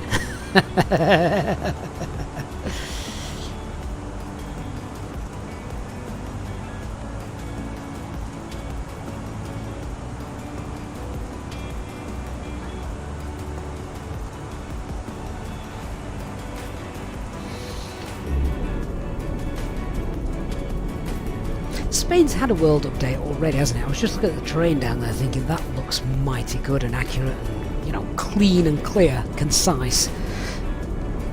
So yeah, that's had one, hasn't it? Christian, you've lost gambling 4 times in a row now. Well, they say, you know, the law of averages and R and evens, etc. See, in theory, if you lose 4 times at a 50-50 chance, you should win 4 times. The problem is, Christian, you lose 4 times because Eastbird's won 90 times.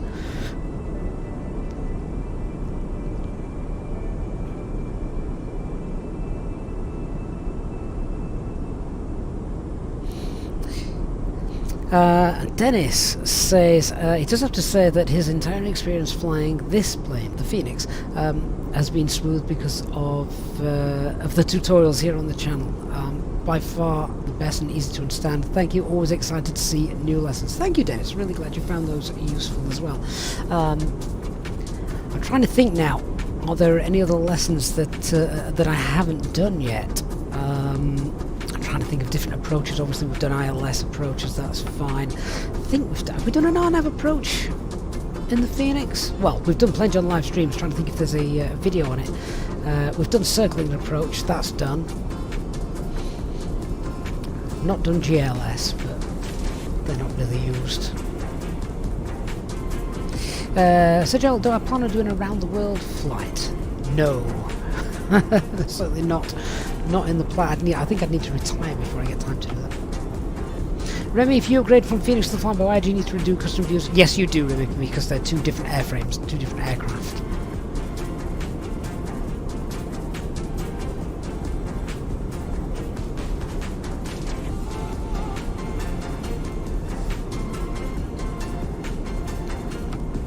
Yeah, Willie, Eastbird's got a few points, hasn't he? Simon, what about a visual approach into Split? Well, the thing with Split is you don't have to. It's okay. So it's a visual approach in that sense, but there's also an RNAV available, which takes you all the way around as well. So there's a lot of instrument assistance, if you like, there as well. So Gerald says VATSIM will be having a 24-hour event on in March. When's that? Probably be a weekend when I'm not around. Eastbird says he's recently spent 200,000 on failures. He was close to $1 million. You have to build that back up, Eastbirds. Oh, here we go. Julie Childmack says, what about that promised failure stream? Yeah.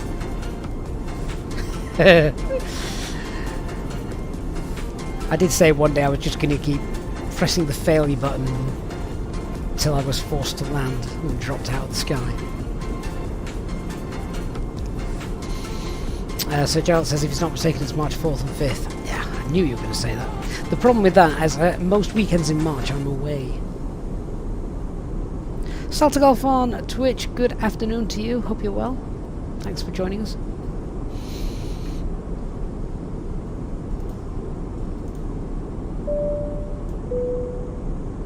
In just a few moments, we'll commence our in-flight service, offering you the chance to purchase from our selection of fresh food available today. Full details can be found in your in-flight brochure. We accept payment in pounds, euros, most major currencies, and debit or credit cards. The correct change would be greatly appreciated, and if we could be of any further assistance, then just ask us as we join you in the cabin shortly.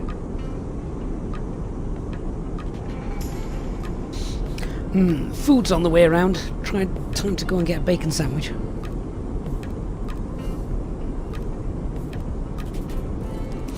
Willie says, wonder if there'll be a UK sim convention this year. Seems to have gone quiet after COVID. I know, and I didn't exist when there was the last one, so to speak. It would be nice to go down and see what's on offer, wouldn't it?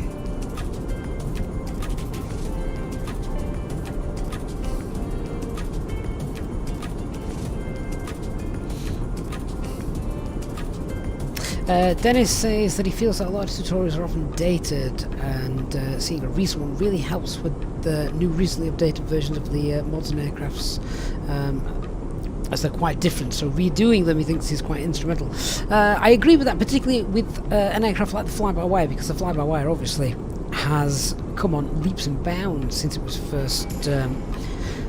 first released. The Fenix, however, not so much, and that's purely because it was released as pretty much as advanced as you want to get it. The things that will change with the Fenix are just minor tweaks, things like fuel flow and stuff like that, which, when it comes to actual procedures and things, doesn't really make any difference.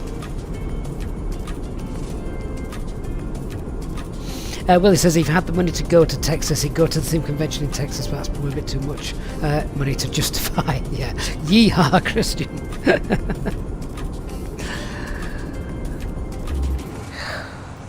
Oh, I'm going to know the answer to this, but let's see what's happening in Marrakesh. Oh no, don't need to receive messages. Let's get with the request.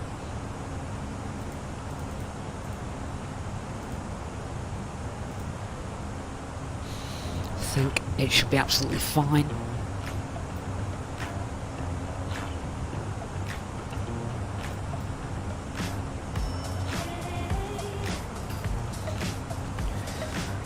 Right, just passing down, still coasting along the southern coast of Spain.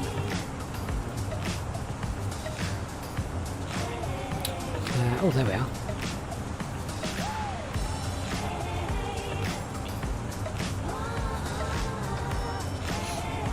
Nearly halfway. Been airborne for about 53, 54 minutes. What's our time going to be for arriving? Let's just check out what's going on here. 0306, cab okay. Yeah, it's gorgeous weather, isn't it? Yeah, so by the time shutting down everything looks about 5 o'clock local time. That's my local time, not Marrakesh local time. Although is Marrakesh the same time zone as us in the UK? Adam, can I give you some tips on to remember what air traffic control says a little bit better? Adam, the biggest tip I can give you is get a pen and paper and make sure you keep it to hand. Even if you just scribble down what they're saying, you've got it there in front of you. So yeah, that's my biggest tip. Pen and paper. Sky's Limit 95. Tom, Happy New Year, buddy. How are you doing? And thank you for the 30k. Congratulations as well. Oh, nice to see you. Bet you were working absolutely mega hard during the World Cup months, weren't you? Doggo DL, thank you for the follow on Twitch.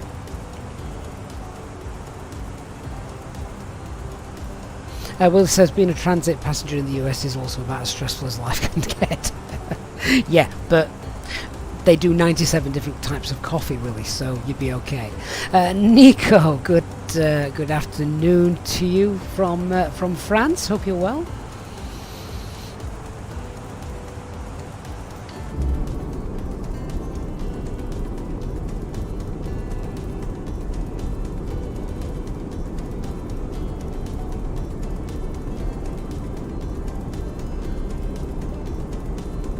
Definitely picked one of the right routes to get decent views from the sky this afternoon.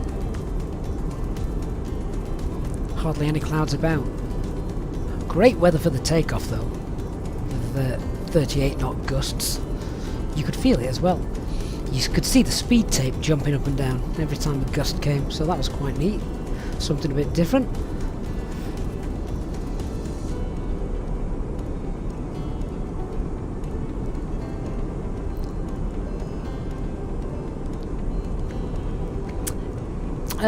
Sir Geralt, in the McDo in the perf button, do you need to fill in the flex temp bar? Only if you are doing a derated thrust, as they call it in Boeing, or a flex temp departure. In other words, not using full thrust, a flex departure rather than toga. But there is a full video on performance calculations and things like that on the channel if you want to learn a little bit more than that.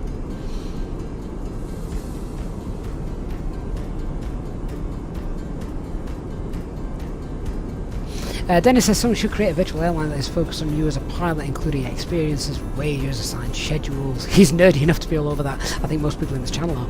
There are different add-ons available, aren't they, for you know, a pilot's life kind of thing.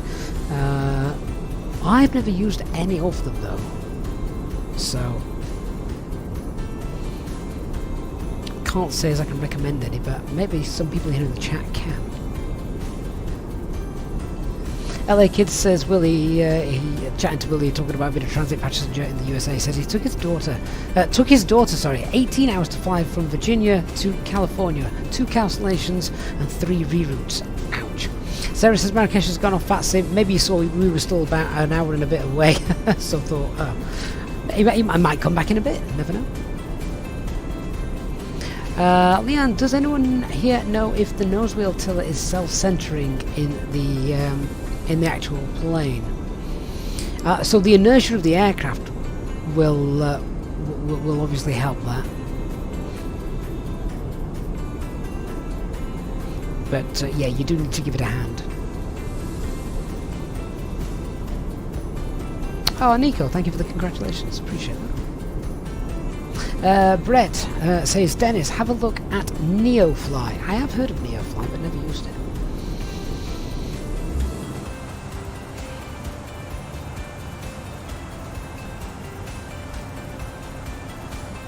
Hey, HD! There you go.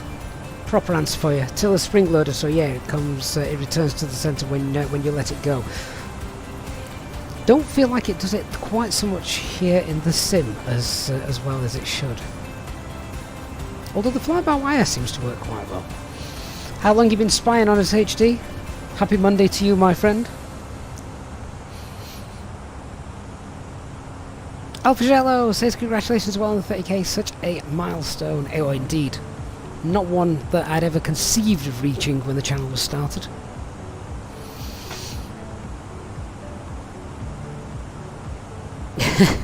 HD long enough. Did you see our brief and departure? That was fun.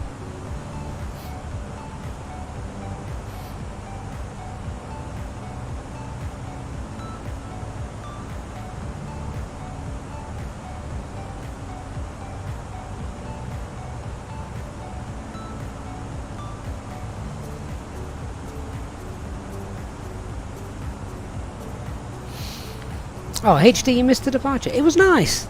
We had 38 knot gusts. In fact, that led me to a question that I never asked you. I thought about it at the time, and I was going to ask everybody. So it wasn't a 38 knot crosswind.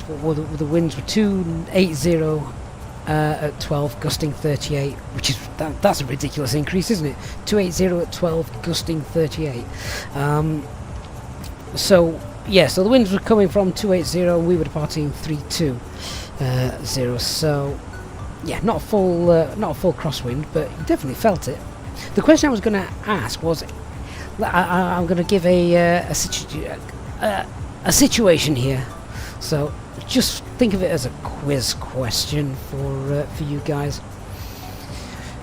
So if it had been a full, 90-degree crosswind across the runway for us today, gusts up to 38 knots.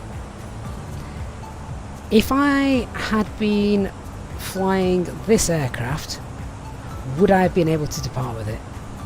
If I had been flying the A320 Neo aircraft, would I have been able to depart with it? So there you go. Answers in the chat. 90-degree crosswind, 38 knots. The fly-by-wire and the Fenix. Am I allowed to depart with them both?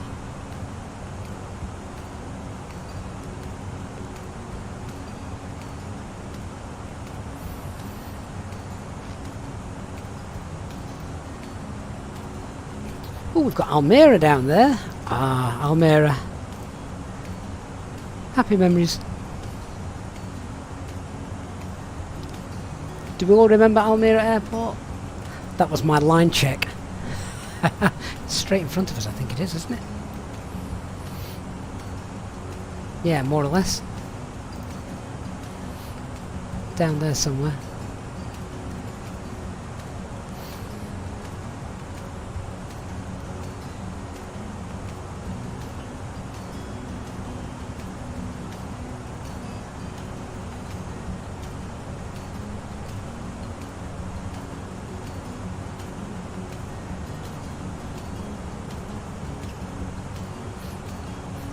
Sky's the limit. Hey Tom, he's currently sat in a cafe in Munich and the free Wi-Fi is terrible. You'll have to put us on a really, really low resolution, so it looks grainy, but you'll be able to hear us.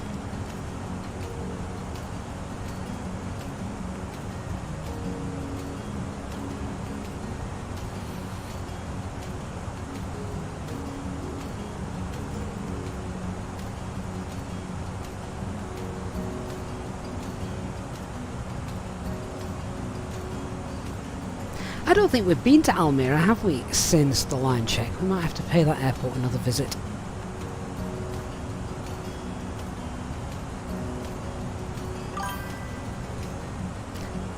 Captain Ads 6 on Twitch, thank you very much for the follow. And Alpha Bravo, oh, how kind of you. Thank you so much for your $4.99 super chat. Thank you, Alpha, for supporting the channel. Says congratulations on 30,000 subscribers and thank you for all of the great tutorials. Alpha Bravo, you're more than welcome. Really do appreciate that. Very, very kind of you to show your support. Glad you've enjoyed the tutorials, and of course, whilst we're on the live streams, any questions, please do ask.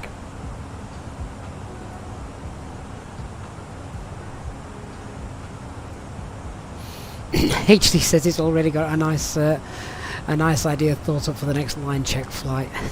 I'll look forward to that.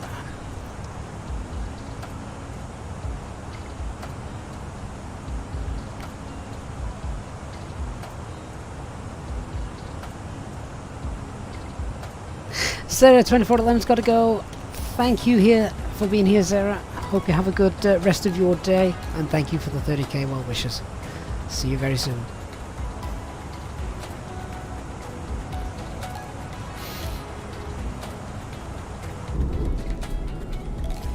doubt that we'll get to see Almere. We're flying pretty much straight over it. It's down there somewhere.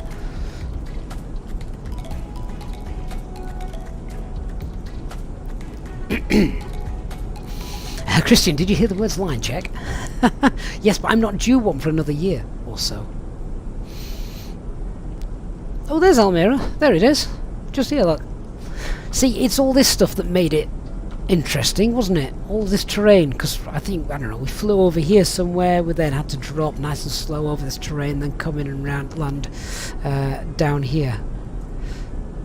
Yeah, so that's what's kind of made it a bit. It wasn't difficult, but it wasn't straightforward. Had to think about it, a bit like Naples.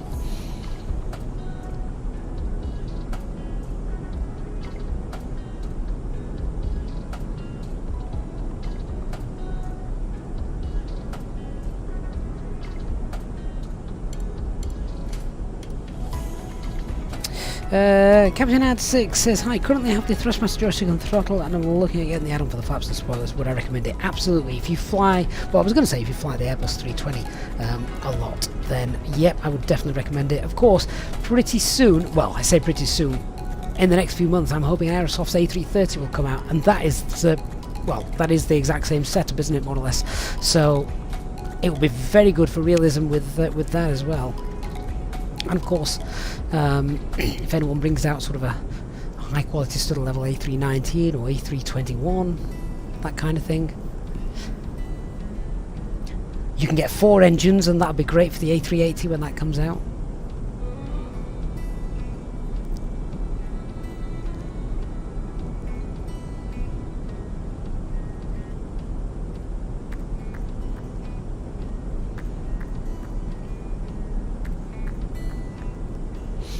HC says a line check in the summer is not exactly testing. Depends what the winds are doing.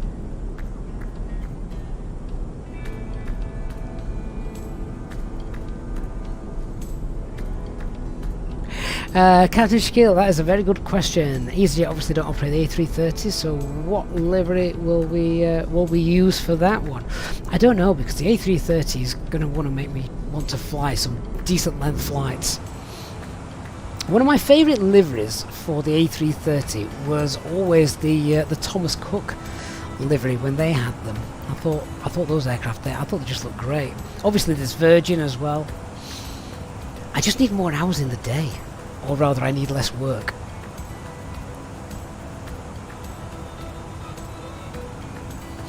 Alpha Jello, yes, so Aerosoft are well on with a... I don't know if you could class it as a study level A330, but certainly a high quality level A330, yeah.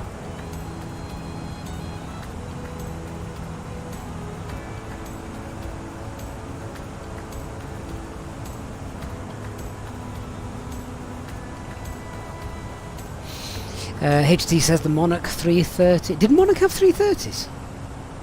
I didn't know that. The JMC ones were quite nice as well. I've not seen JMC for years. When did they evaporate into whatever or whoever purchased them?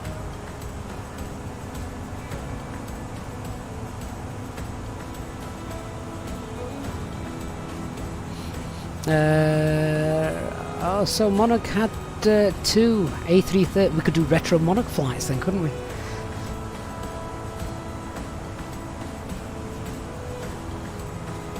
Baron says he wants an A320 for Microsoft Flight Simulator as standard. The Azoba one is an embarrassment. Okay, it's cut. So perhaps a bit unfair to call the Azoba one an embarrassment. It was definitely the highest quality default aircraft that's ever been released with Microsoft Flight Simulator. And you're never going to get a study level aircraft as standard.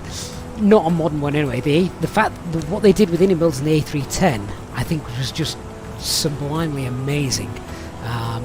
So that was incredible. But it's an aged airliner now, I guess, isn't it? Who knows? Maybe the next one will be a 747.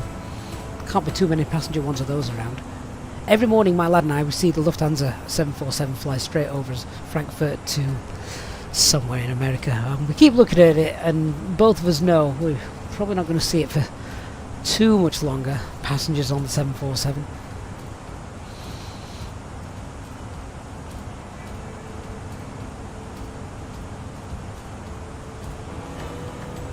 Hey Thomas, good to see you.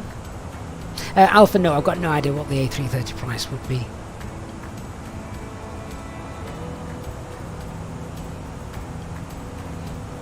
Flight Sim School says it wouldn't be surprised if Microsoft and Azolo invest in buying another high-quality plane from a third party, considering the success they had with the A310. They do, obviously. It was unbelievably successful, great aircraft, and you know everyone's really happy with it. In fact, I probably need to fly it again because I was really enjoying it. I guess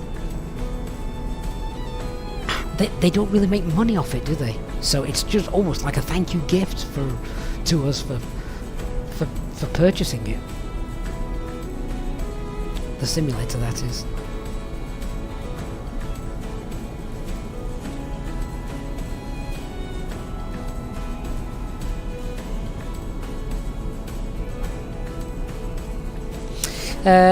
Tom, you were up in Manchester a few weeks back. Were you? Mate, you should have let me know. The reason I say that is because of flying where you're normally flying from, etc. You literally would have come straight over the top of our house. I'd have sent you a photo. Both inbound and outbound usually as well. So yeah, that'd have been kind of cool.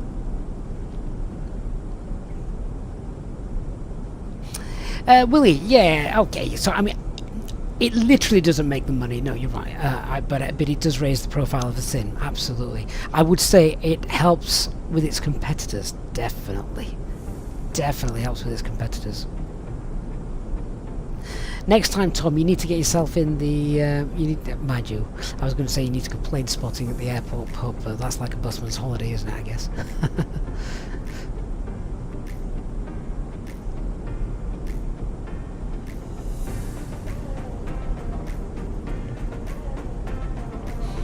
Oh, Tom, if you went for a curry, that will have helped get rid of your flu.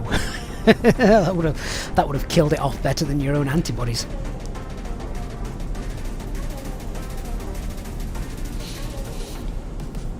Oh, Tom, if you got the straight-in approach from over the North Sea, then yeah, you're going to be buzzing our house. So me and my lad, we really like it now. They've changed the approaches into Manchester, so the standard instrument arrivals into Manchester, if you fly the full thing, it takes you up north to up near Pole Hill VOR, and then throws you in a hold, and then obviously they vector you in.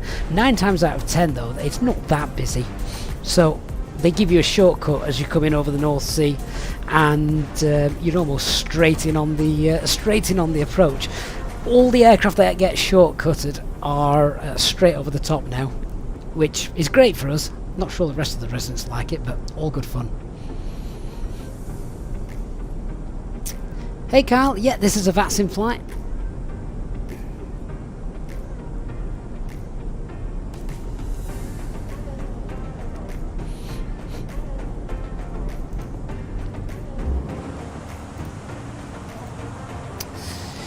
Right, so Africa is now in sight, as we can see.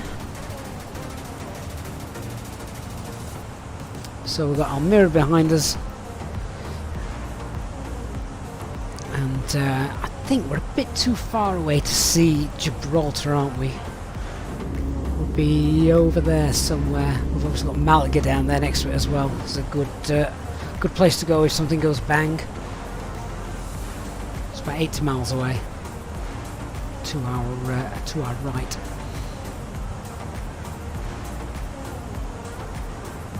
Dan, you live on the approach for the for runway 23 at Manchester, and you work at the airport pub. Mate, you've probably served us. Definitely one of my favourite places. Oh, Kyle, thanks for subscribing.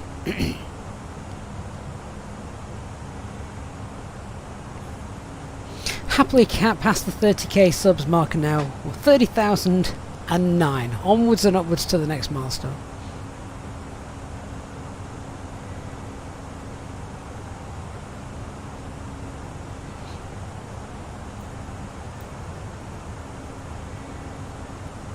So we've got, according to the box, we've got about an hour to go. So might start sorting some things out, looking at the approach. It should be pretty straightforward. I don't think there's anything daft happening. Funnily enough though, I couldn't get GSX to work at this airport at all. It's almost like it doesn't recognise it.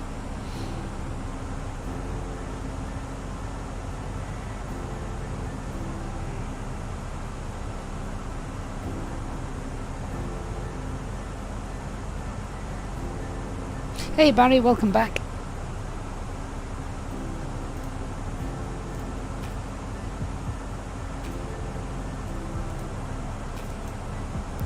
HD, is it default scenery? No, it's not.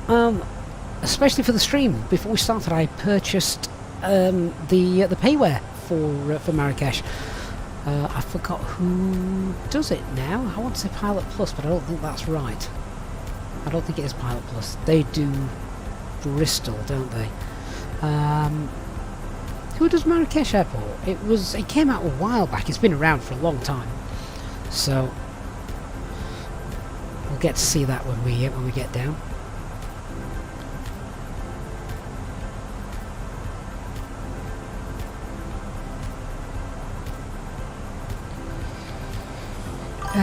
So let's go start getting some charts up. Hey Lapt2134, thank you for the follow.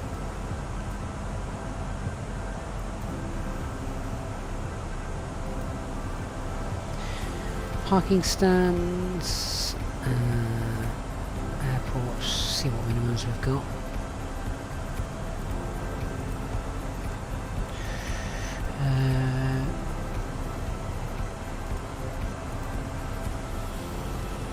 Don't need to worry about the departure minimums.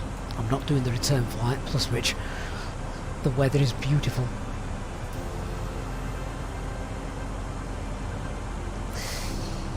So, the approach we're doing is on chart 10.2. Start that. And the approach chart is 11.1.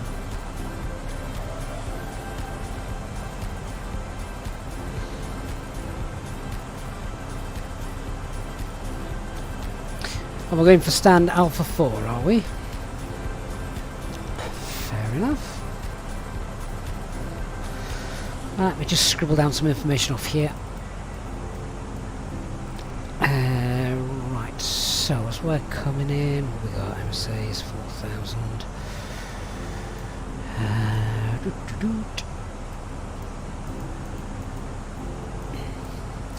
6,000 feet, transition altitude, what's that platform? 3.2. Elevation 1.5.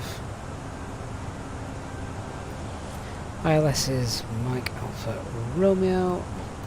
Cat 1 conditions today, so it's going to be 1830 for the minimums. Missed approach 2000, not later than right turn to the VOR 3.2. Okay.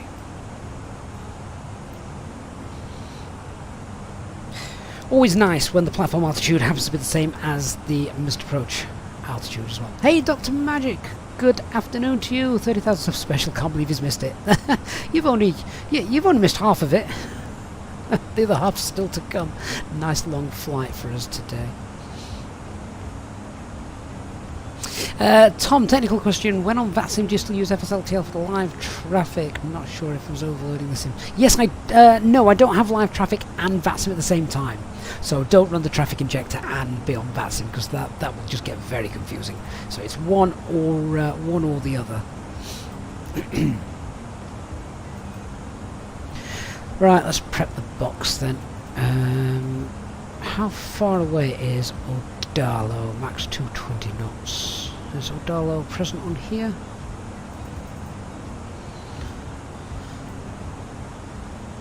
Not to scale. Okay. Alright. Let's have a look.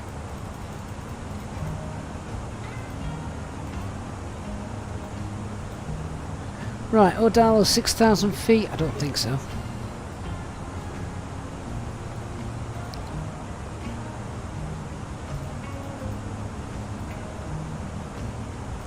That is because it's working on... Is it working on the premise of... yeah, the approach, doing the full sort of teardrop approach, which I'm not going to do. So if we tell it to be a 4,000 feet at Odalo, that's above... that's MSA, isn't it? So that'll work.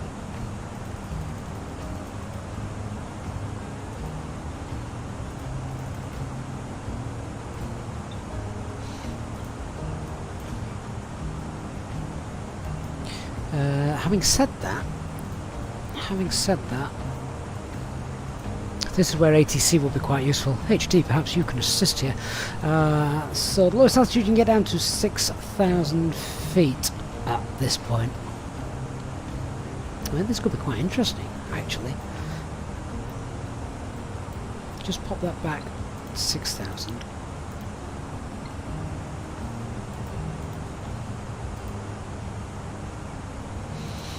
Because I'm happy with the speed there.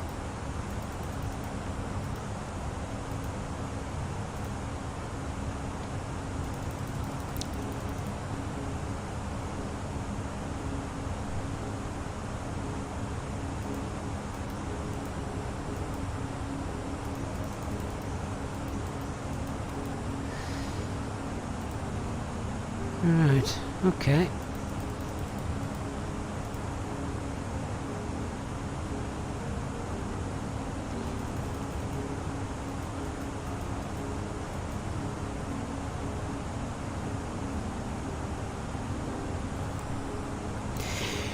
If we're VMC, we'll be happy to go below 6,000. Oh, definitely. There's no clouds in the sky, I don't think, so I'm happy to go down. We're not going to crash into anything. It's interesting that the approach is, you know, 6,000, but MSA is 4, so I'm happy to get down to 4, and that will make things much happier.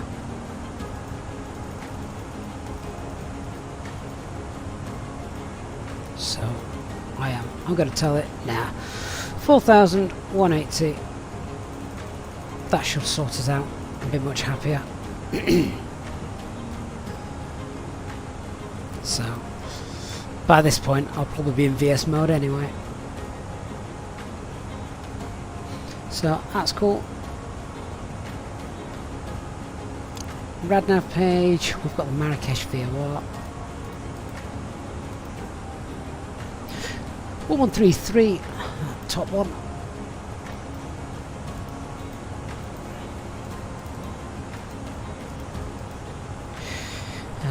Pop this in as well. 302 miles to go. Performance, I'll sort that out in a second. However, let me just nip to the engine out. What's the elevation? Field elevation's about 1500, so yeah, 2500. That's good. I'll get the weather in a sec, fill that out. 3.4 tons of fuel as we land. That's plenty again if we needed to go around and have another go. So let's copy the active.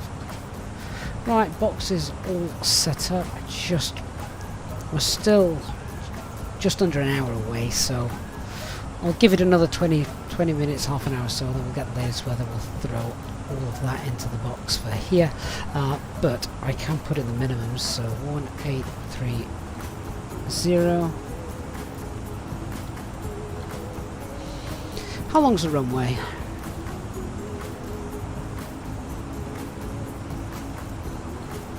(3,100 meters). Yep, flaps 3.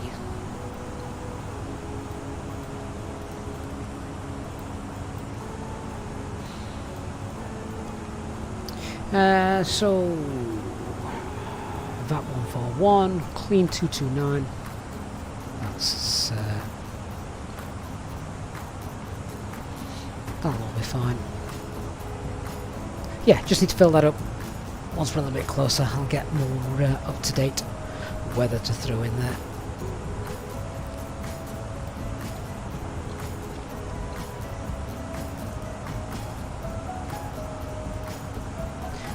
Don't think there's any air traffic control on at the moment, so we'll get the weather on the tablet instead.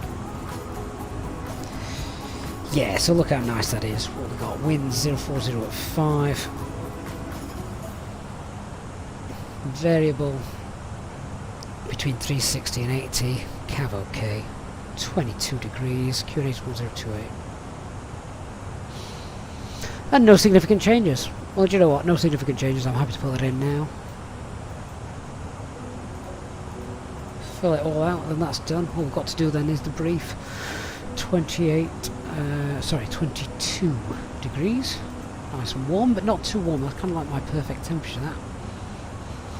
The wind 040 at 5.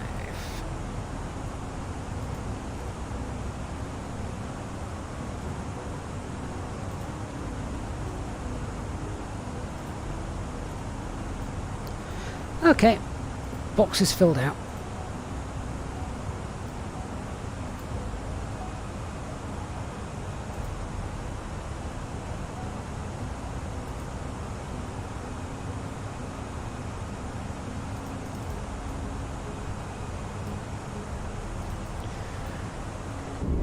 That's it, we've crossed over now from Europe. There's the African coastline. Okay, let me come back on the chat. What are you guys on about?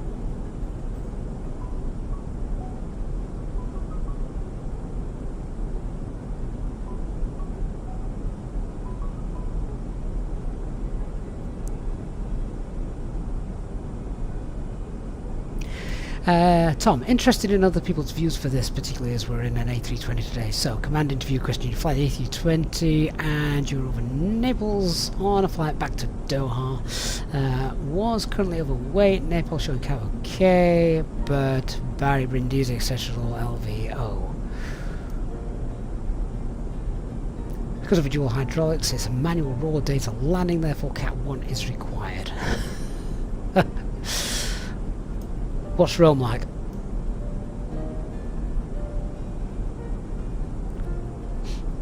Oh, HD says he's going to HD's going to roam. Yeah, good shout.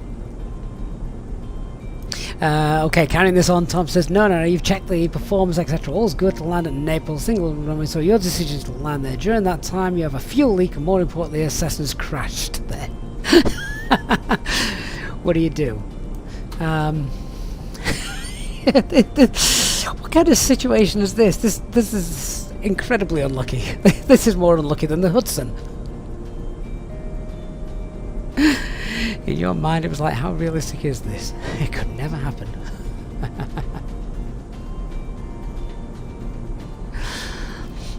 You call the tower, and it's only a Cessna, you call the tower, you get the entire village to come out and lift that Cessna off the runway. Yeah, Chris, you just said, it doesn't take long to get a busted Cessna off the runway. Like, wait, how many parts are there realistically going to be? Front end, back end, 2 wings, gone. Then, my car's probably heavier.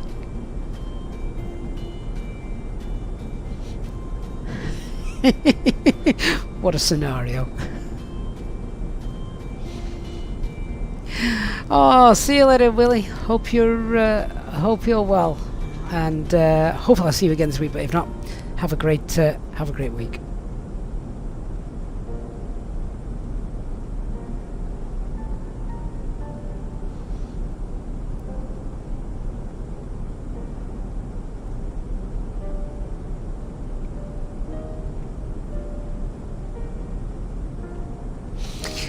So Tom says he was very surprised in this because in our sims they can only give you one complex failure for the flight, like a level 3 or whatever it is they call it. I mean, like a fuel leak, and did you say hydraulics failure as well? I mean, that's quite unfortunate, isn't it? They might as well have just shut down both your engines and gone, there you go, now what do you do?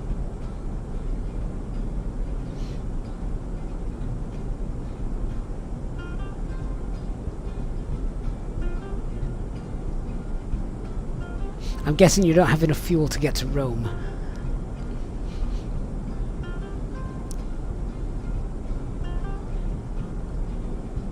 Off the top of my head, I can't even think of what other airports are around there.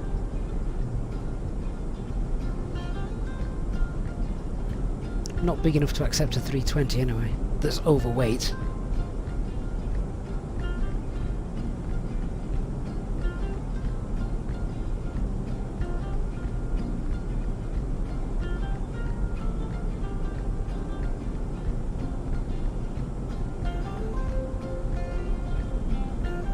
No, there probably isn't, is there? There's probably not much else around there. Just having a quick look.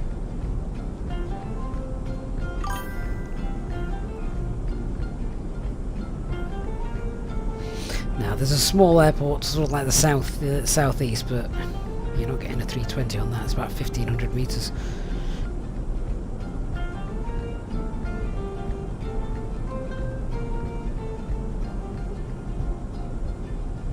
So what was the right answer then, Tom? You know, what was there one?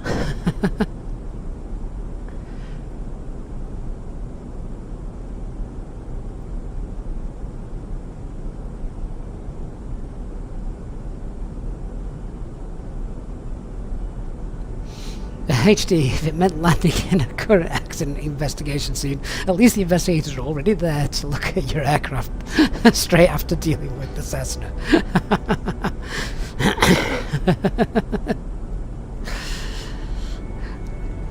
I mean, that's forward planning. Land where the crash investigators are already waiting for you.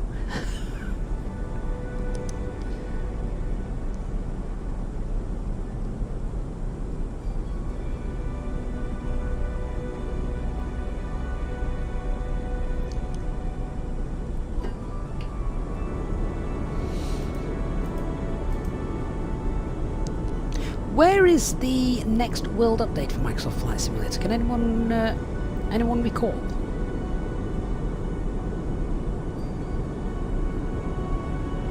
I've kind of lost track with where we are on the updates and things. It's obviously been a while.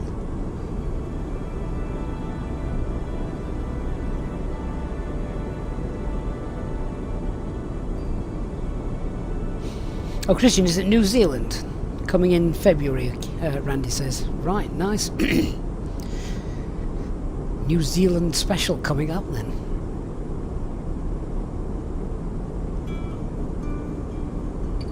Be interesting to see what airports they do for New Zealand.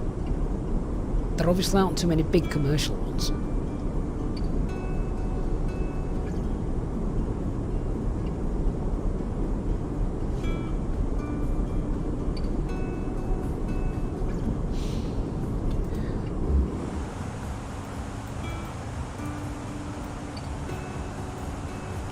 Right, shall we do the arrival brief then? We might as well get on with that and then it's done, out of the way, done and dusted. Okay, so let's go with the usual want preparation. So the weather is... oh, it has changed. It has changed a little bit. Let me just update the box. I'll go through this as we're doing it then. So weather's just changed a little bit. It's now 020 at 10, was that? At 7. So a little bit more of a crosswind than it was coming in, nothing major.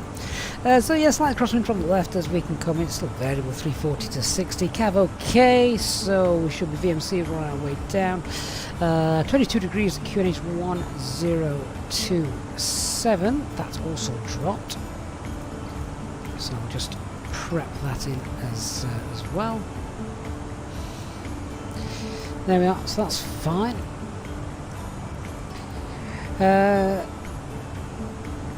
So I'm not really concerned about the weather. Nice dry runway, decent conditions, and got cav okay, so yeah, not even any clouds to worry about. Aircraft is still fully serviceable, nothing's broken, no times for the arrival either. Threats to be aware of, a little bit of unfamiliarity on my part, having never been there before. MSA as we're coming in though is 4,000. We should remain in this sector just here. The only other danger that you can see from here is if you had to go around and you know something went very wrong with it, MSA very quickly increases up to 11,000 as you can see just there to the east. So with a go around, we don't want to be messing about carrying on straight or anything daft like that. Imagine now then, what happens if you're on the go around and you lost an engine? What are you doing? Well, for me, I'm turning back and heading the way I came, and I'll sort it out then, because I don't want to be creating out straight off into whatever the heck's waiting for us over here. I don't know, I've never been here before, but yeah, that's just worth bringing into the that's just worth bringing into the brief. Be mindful of what is potentially there if we're very, very unlucky. Let's just check then. Familiarity and things, like I said, I'm not familiar with it, but it's not the most complicated airport layout, etc., is it? I don't think there's any ATC online, so we're going to be on our own on Unicorn. So, yeah, fair enough. Okie dokies. So, we're expecting to land runway 10. That's the Obga 3 Alpha arrival. We've got that in the box. Coming in via Udalo. The plan will be then get down to 4,000 feet at Udalo. It's below MSA, but we're going to be visual in VMC conditions, so that's okay. From Udalo, 4,000 feet, slowing down, green dot, flaps 1, we'll get on the localizer, continue down to platform 3,200, flaps 2 with the glides, we'll be at 180 knots as we get there, and yeah, all the way down for a nice ILS landing. Normal ILS approach, normal 3-degree approach type as well. We've not got any minimum speeds or anything like that, so don't need to worry about that as we're coming in. Airfield altitude is around 1,500 feet, so a little higher than what we normally get, of course. So just bear that in mind as we're coming down. We'll use auto brake low, and we're doing flaps 3 landing as we come in. The idea will be really we'll just roll out on the runway for as long as we deem necessary, and then vacate at Charlie 4-3 or Charlie 1 if it's been a really long landing. But yeah, that's then getting us onto the terminal, and we're prepped to taxi to stand. Was it Alpha 4? I think we're been told to go to today. So yeah, taxi on Papa and then to the apron at Alpha 4. Good stuff. Quick look at that missed approach then, see what it's got for us. So missed approach is climb straight ahead 2,000 feet, but not later than 4.6 miles ILS DME, a right turn 185 knots back to the VOR. Yeah, so that makes sense. Keep us safe in the terrain. You can just see that bottom right corner starting to build. And we'll be doing that at flaps 1. Alright, good stuff. All done. And if we go through the box, you can see that we've got that in. So flight plans all in. We've set up the constraints as well to work with us on that. Progress page is in. 195 miles to go. We have updated the approach information, checked out the engine out stuff. That's cool. Fuel prediction 3.5 tons when we get there. That's plenty to turn around into the hold and then have another go. Secondary flight plan. Let's copy the active, and we're done.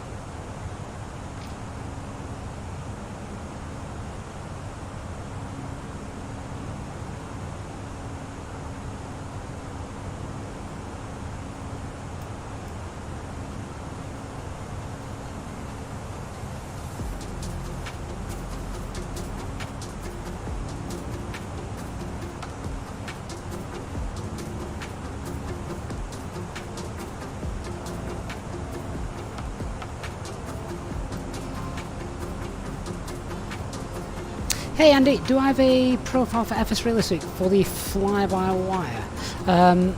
No, I don't. And to be honest, even the Fenix one that I have on there is a bit naff, to be honest. The one I'm using now seems much better. It's a lot more stable. It's not bouncing around all over the place. what I really didn't like was when I was on the ground. It was a bit windy, and you could just see the plane swifting from side to side. It was, you know, I don't think a Cessna blew that much, so it was very overdone. But it's now turned down a lot. HD, yeah, there are profiles for FS Realistic. You select them within FS Realistic as well. You have to fine-tune yours, then tailor it, and then you can upload it and other people can use it.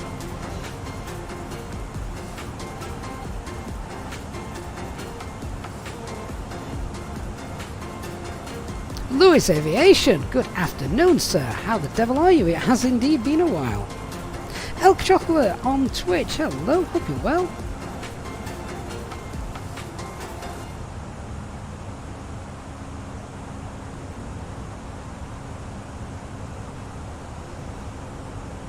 What we got? Top of descents. Oh, it's still nearly 100 miles away. Enjoy the African landscape.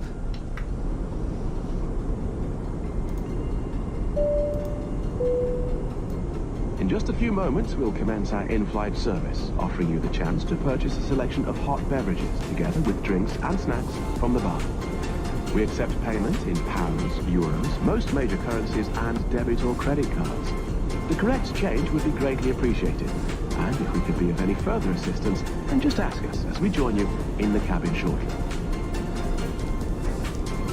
HC says he doesn't mind the sneezing, passenger noise, landing shake, but the starter noise and a few other things were a bit on the Airbus. Yeah, I think I was watching your stream one day when that starter noise was kicking in, and you thought someone was just getting jiggy in the back room. Spat my coffee out. It was amusing. Right, Tom says he's off to pay for the coffee and head back to the hotel. Where did you say you were, Tom? You're in Munich, are you? Well, safe flight back whenever that may be. Yeah, let us know next time you're inbound at Manchester, and I'll give you a wave. Safe flight, my friend.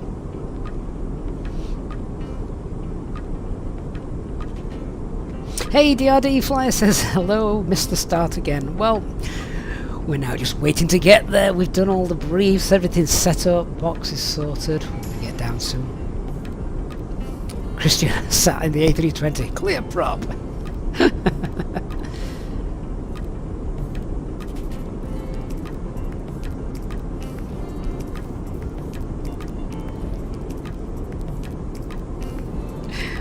What's the temperature like in Munich, Tom? I wonder if it's as cold as it is here. It's been really warm over the weekend, and then this morning I took the first officer out for his morning walk, and it was freezing. 5 degrees, ouch, yeah. That's probably what it was like for us this morning. Anyway, Tom, have a good rest of your day and safe flight back home.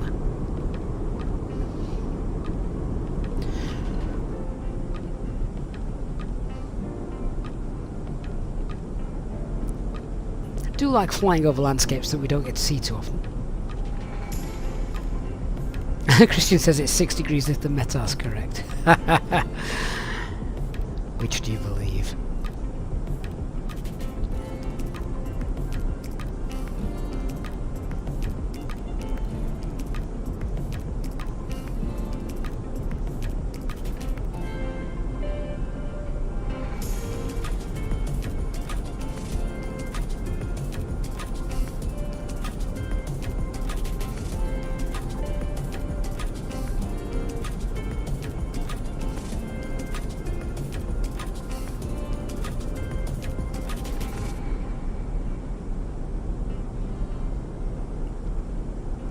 So the flight I'm doing today, I think it flew for real yesterday. It doesn't fly today, this flight.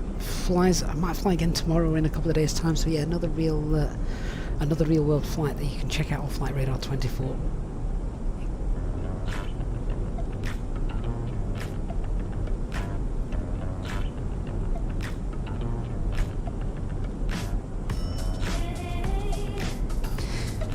If I'd have had a little bit longer this morning, I'd have loved to have done it. I had about sort of 3 hours or so to spend sorting things out today, flying wise, which just wasn't quite long enough for me to get a good length flight into Madeira. I don't think I've done Funchal in the Fenix. It's definitely something I need to do at some point. Even if we go from Lisbon or Porto, I think it's about an hour and a half flying, hours flying time. And I knew I could get more than that in today, so I thought, no, we'll not do that this evening.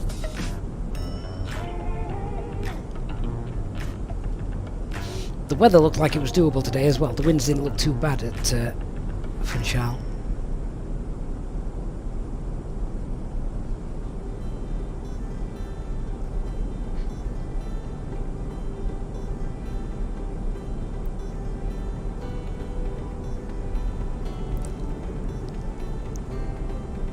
Wonder when Africa, or even a part of Africa, is going to get a SIM update.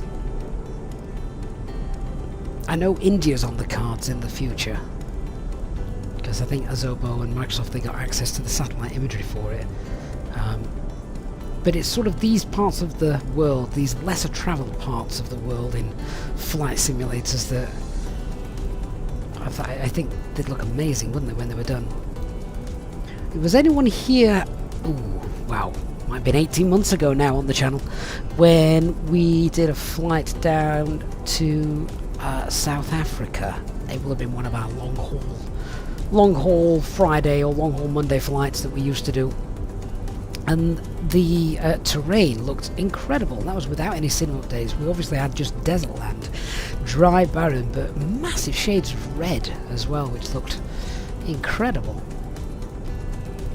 Sean says he thinks if there was going to be an update for Africa, it would probably be South Africa. Yeah, you're probably right, certainly to begin with, wouldn't it? And then each country or sections of Africa would need to be added. They could obviously do more than one country at once, can't they? They've done that before. Didn't they do something like Switzerland, Austria and Germany all in the same one a few months back?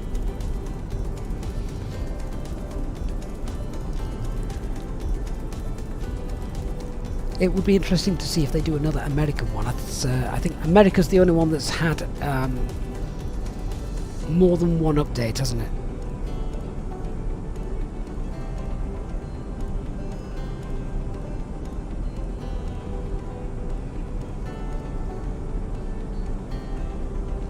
Bokies Gaming, giving us a raid. Thank you, my friend. Hope you are well.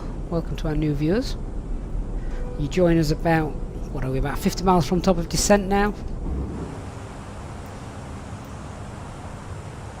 That was a good guess about that. Almost exactly. Martin, have we ever flown transatlantic? Yeah, we have. We've done it in the 320 Neo. When the Aerosoft 330 comes out, I'm going to have to put a day aside and we'll have to do a transatlantic flight. Something like that.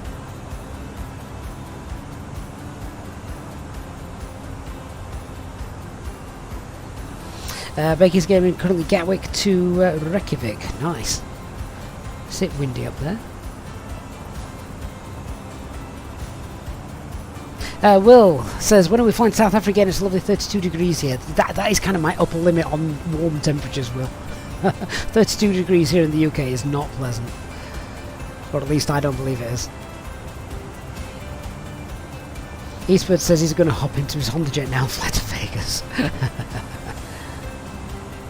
Julie Charlemagne says you can do it in the Headwind 330 Neo. Yeah, that has come along as well. We've not touched that for a long time.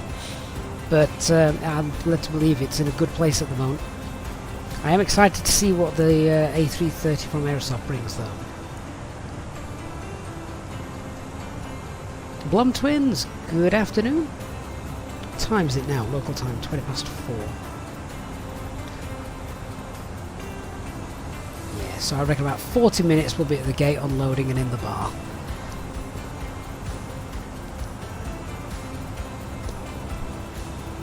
All being well.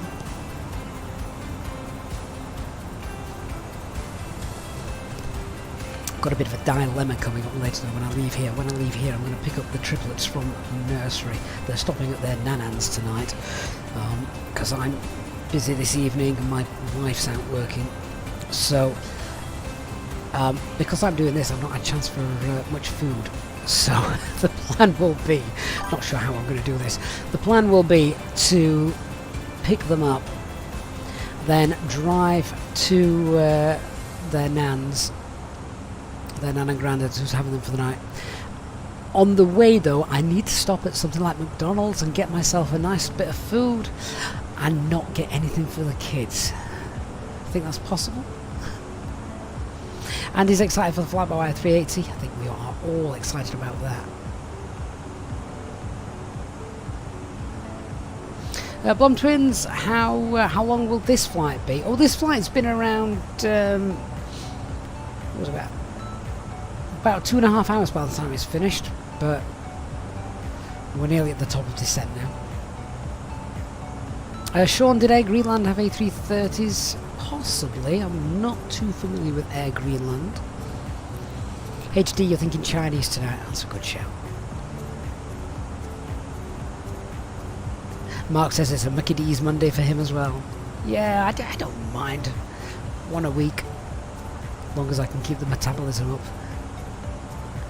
I did have a go at my wife though a couple of months back because she appeared to shrink all of my clothes.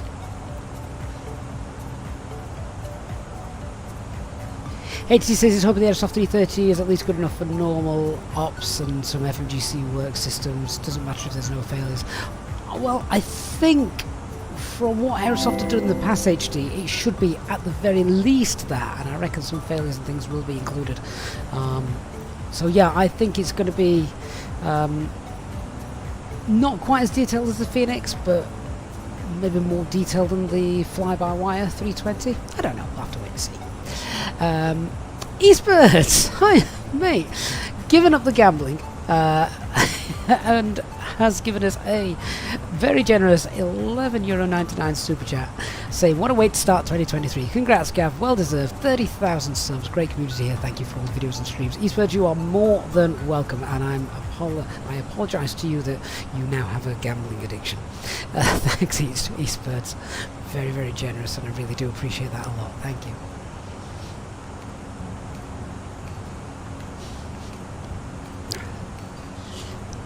Yeah, it is called Christmas. I just didn't want to admit it. It's amazing how everyone's clothes shrink over Christmas.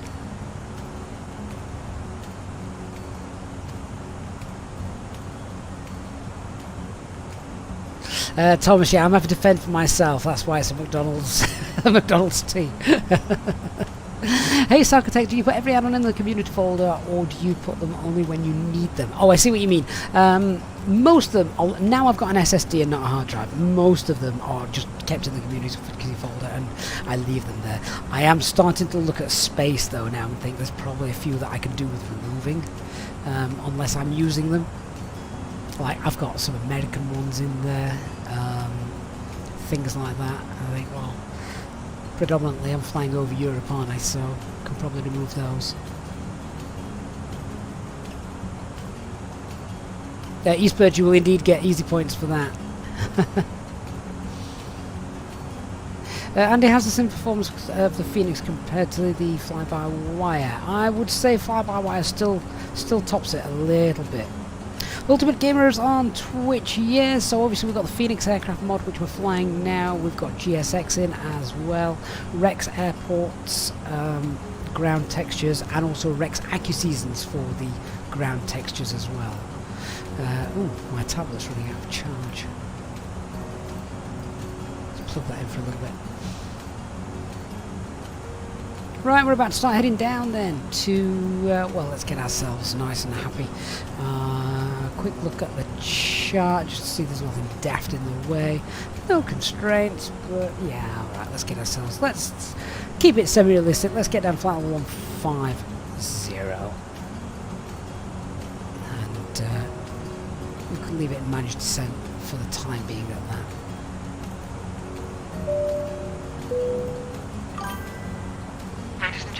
Descent 150 blue. You'll be delighted to hear that we will shortly be starting our descent into our destination, at which point the cabin crew will start preparing for our arrival. If you could please make sure that all the aisles are clear and the cabin crew are able to make their way around the aircraft without any luggage in the aisles, that would be most appreciated. A reminder for our EasyJet pilot members that free drinks are still available from the cabin crew until the seatbelt signs are turned on. Please note, however, that the toilets will shortly go out of use. Thank you. Ultimate Gamers, which aircraft has a tablet? You've been looking for one for a while. So the Fenix, which is pay-aware, that's what we're flying today, or the fly-by-wire A320neo, that also has the tablet. The Airbus A310, which is default, so free, also has the tablet as well. HD's next upgrade is going to be a 2TB SSD. It's that solar farm down there we're reckoning.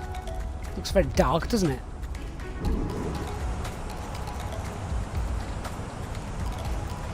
Okay, we're on the way down. Blum Twins, Microsoft Flight Simulator is your favourite game by far. Simulator. Simulator, not game. Not game.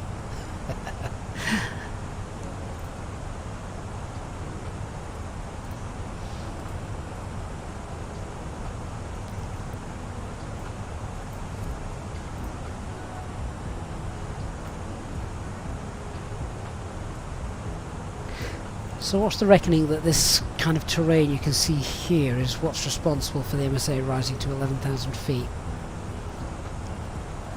to the east of the airport?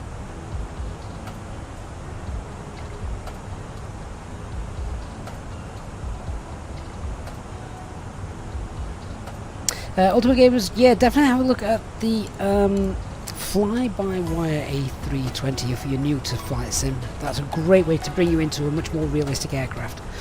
And there's plenty of tutorials about it as well here on the channel on YouTube. Same name, EasyJet Sim Pilot, if you want to go and check those out. Zorro DK Gaming, hi my friend, I'm very well, hope you are as well. Apronist on Twitch, thank you for the follow.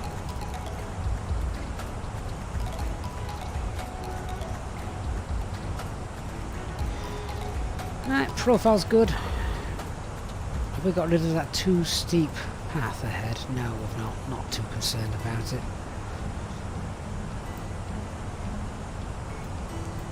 We'll slow down and we'll be able to manage it.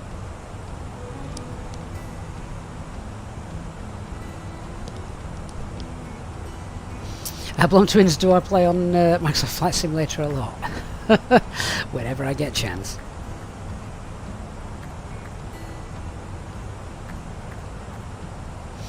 Zoro DK Gamer says, have I seen the staffing towards vectors to Copenhagen tonight? Every airport in all of Denmark is staffed. That includes all of the regionals. That'd be amazing.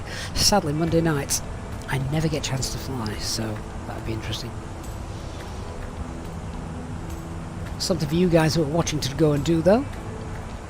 If you've enjoyed this afternoon stream, keeping you entertained while you get about your business, then please do hit that like button. Helps other people to find the channel, so huge thank you to those of you that have already done it. 30,000 of you so far. And if I check out just the live stats, what are we at? Oh, 30,010. So yeah, huge thanks to everyone helping to pass that 30,000 threshold. Ultimate Gamers as well, thank you for the follow.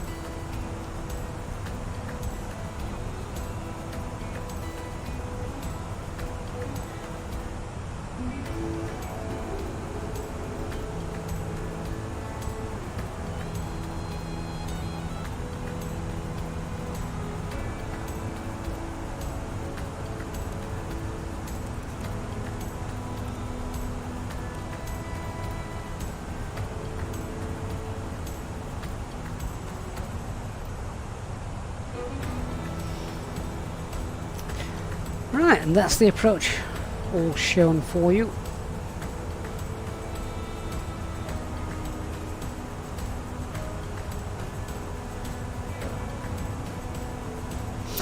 Sean says, I really want to do a flight later. Any good ideas for a departure from Luton with about 1 hour 30 minutes flying time? 1 hour 30 minutes flying time. Get yourself into Copenhagen if they're lit up tonight with ATC.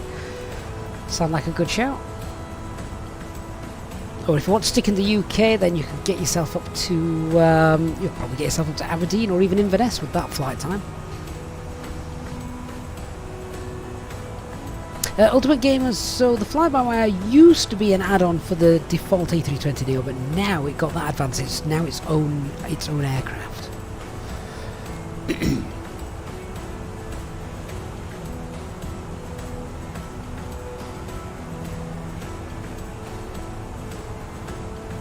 and their installer is dead easy to use, so that's nice and straightforward for you as well.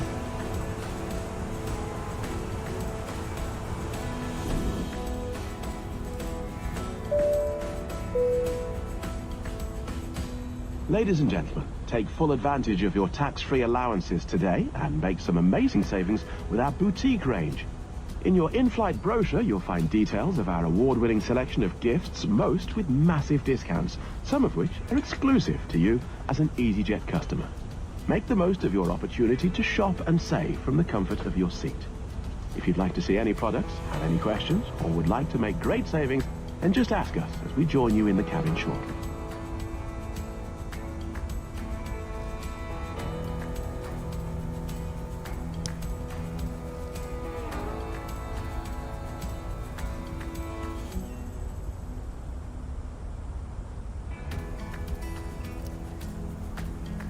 Doesn't look like there's much water down there, does it?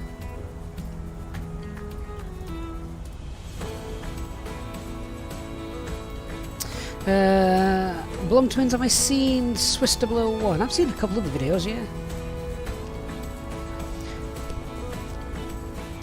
When you're into aviation and things like that, they do tend to pop up on YouTube's recommendeds.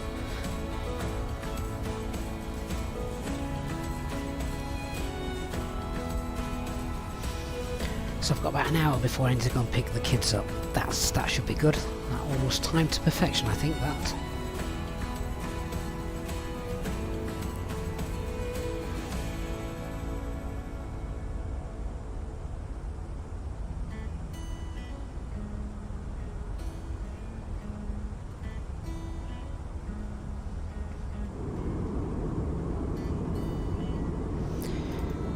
So if I just zoom in down here, what we got? I'm trying to work out if these are sort of like little houses, little buildings and things. They could be. This is why this kind of area of the world just needs a world update. But then, even as I say that, listening to myself, I think, what would this have looked like? What would this have looked like in FSX or X-Plane 11? It would have been awful, wouldn't it? But we wouldn't have known any better, and that's the interesting thing. We're just spoiled now by how amazing Microsoft Flight Simulator looks.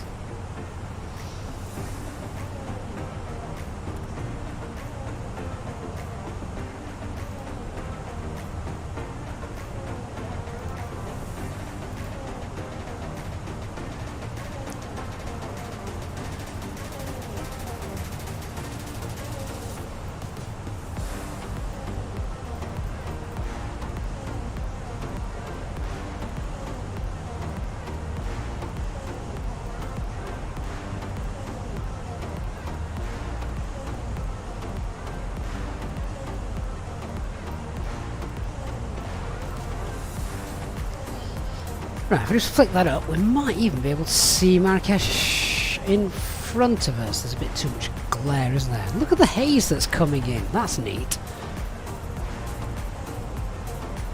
That's very neat. I like that.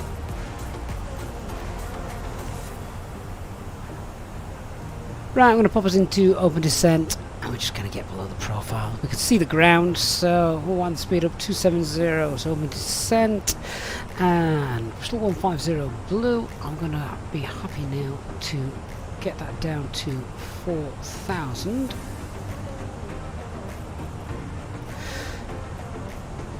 And 4,000 blue. Right, the approach checklist. Let's get the seatbelt signs on as well then.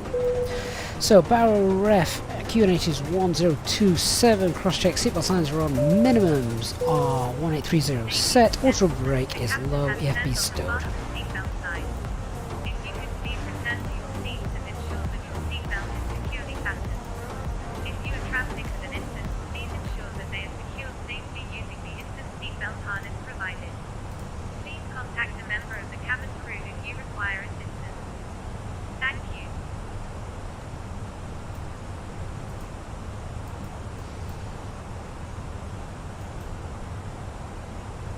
The airport is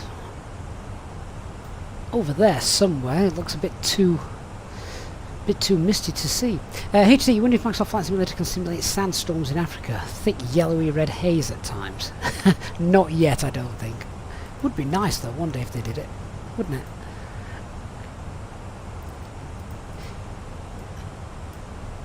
You know when they've had sandstorms, of course, because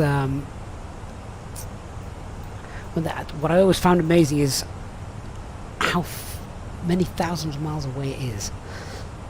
When you wake up one morning, you come downstairs, you open the front door, you go to the car here in the UK, and it's covered with sand. I think that's amazing. Fat Dan Gaming, how do you set up both barrows at the same time? There is an option in the EFB settings to link them, so yeah, they're not independently controlled. Controlling one controls the other, which yeah, is just nice and easier as a single pilot.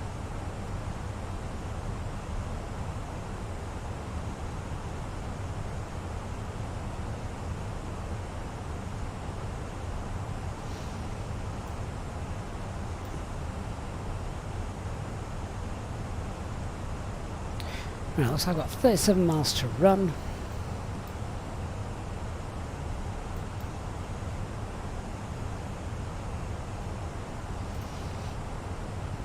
Mike Alpha Romeo's identified.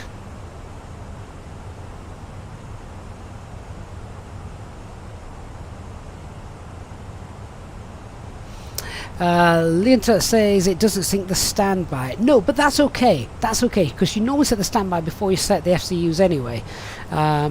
So when before the Fenix was released, we were discussing this with the developers, saying, well, you can the best thing is to have this still independent, because you do treat this one independently compared to the others, and they were obviously going for realism. So yeah.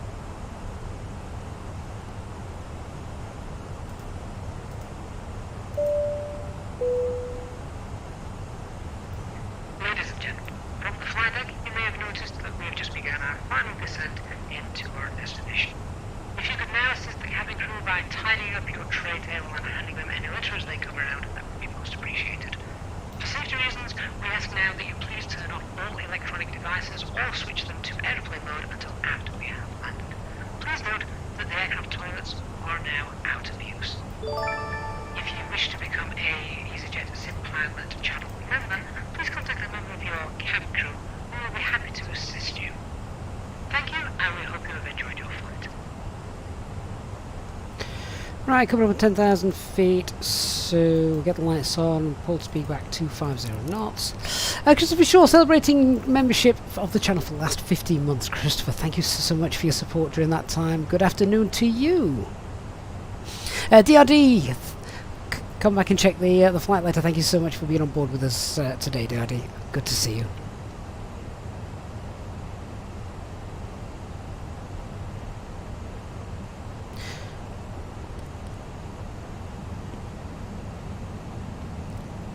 Keep on that profile.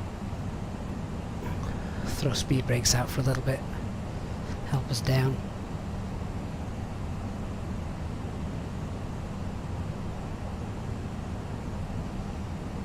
We'll get under it, get to green dot, start configuring. The drag of the flaps can do the rest.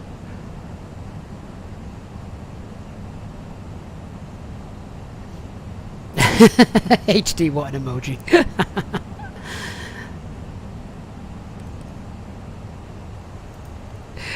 Okay, so pushing for managed speed.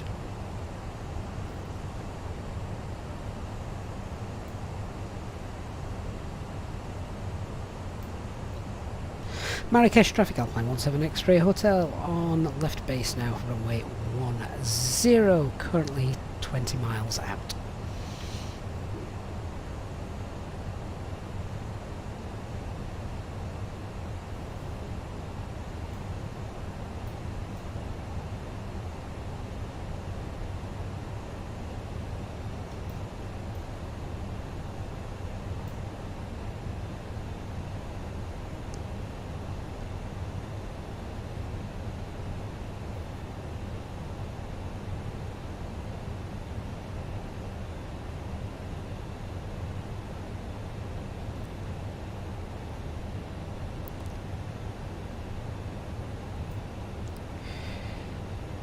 Okay, well now I've never been here before, but terrain looks fine to me, so let's set platform altitude, which is 3,200 feet.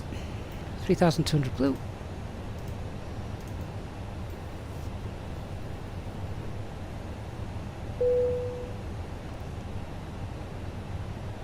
Cabin crew, about 15 minutes to landing if you can prepare the cabin, thank you.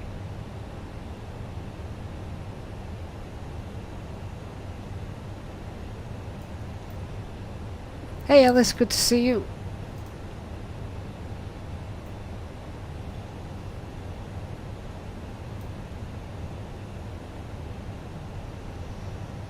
Just in case any glide slope capture from above, we're going to get gear down, speed 180, wind the VS down as far as we can, 2000-ish, wind the altitude up.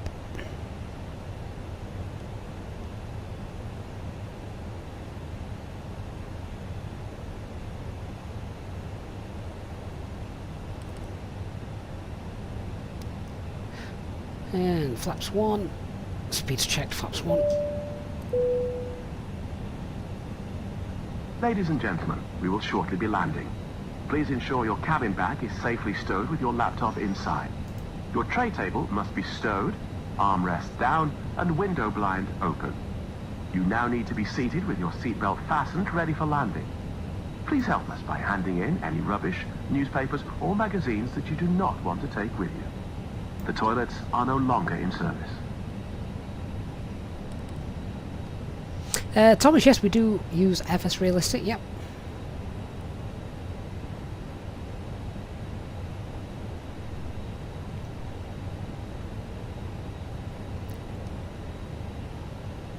Not we're going to roll it back to 180 knots just yet, we're still 22 miles out at the moment.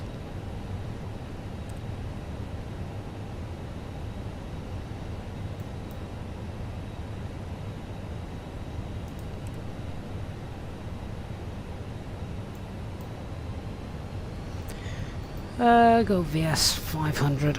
2,500. Ray Ultimus is alive.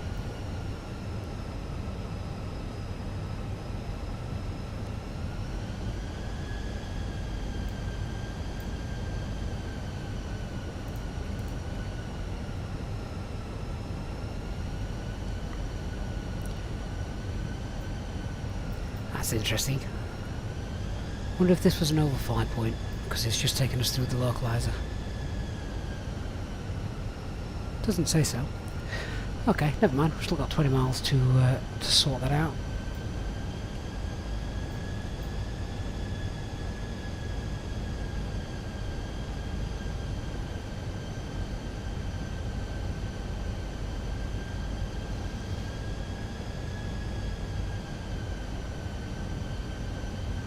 Not sure if the FMGC was just lying to us with too steep path ahead.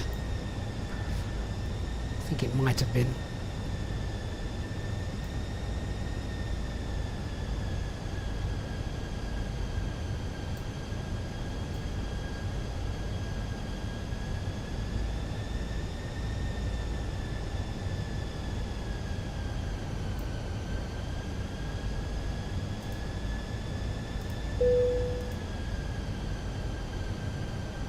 Cabin crew, seats for landing.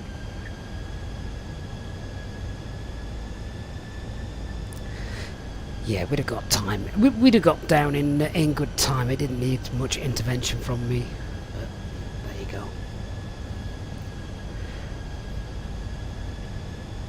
VMC all the way. Passengers will be happy. They've got something to look at. Lots of fields.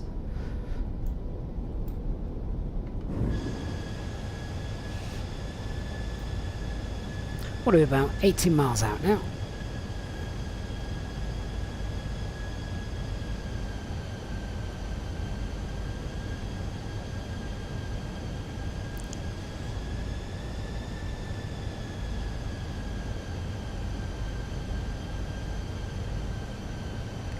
Right, localizer's happy, captured, 2,000 feet, Fox 1 are out.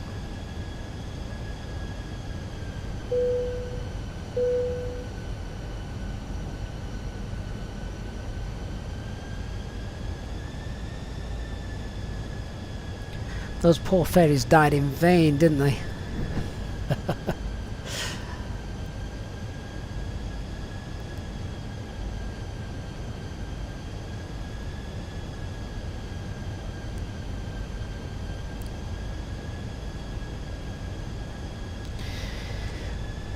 It's alright, we're only 2/3 too low, it's alright.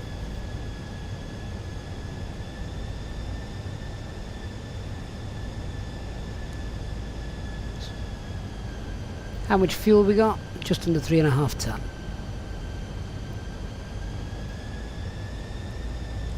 Marrakesh traffic Alpine 17 X-ray, hotels established, runway 1013 mile final.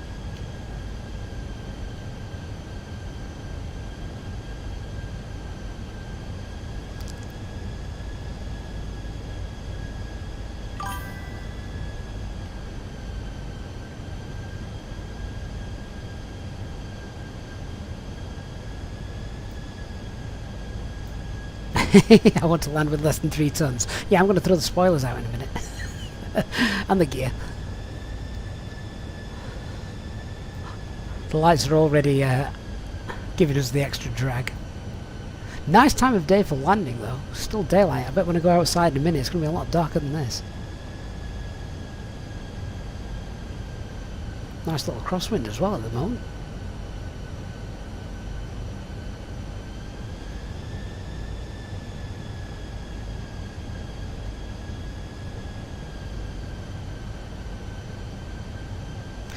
Right, let's start slowing it down.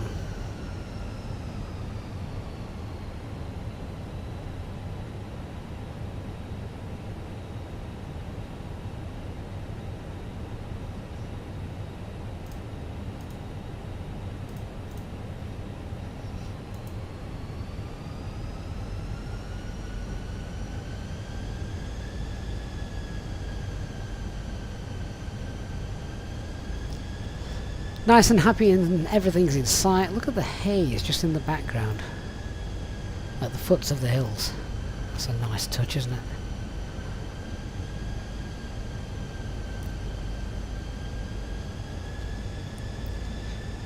Seven and a half miles then. Reduced now. 160. Glide slope's finally coming in.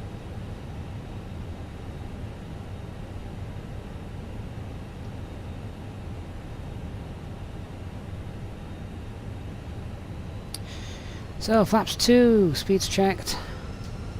Flaps 2. Why did I reduce to 160 before doing flaps 2? Glide slope, star, missed approach altitude, 3,200 feet. Set. Gear, spoilers. Lights.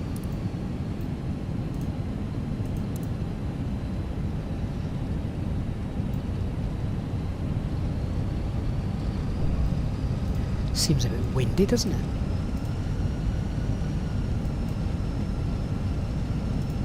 "45 metre wide runway." I'm just double checking that. That looks rather big. And flaps 3. Manage speed. Speed's checked. Flaps 3. Landing checklist. Cabin secured. Go around altitude is 3,200. Set. Eco memo. Landing no blue.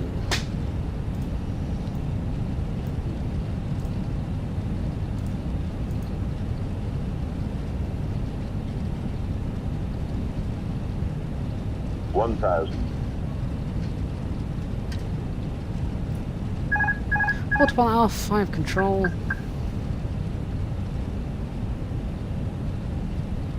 Let's keep an eye on that wind coming at us from the left.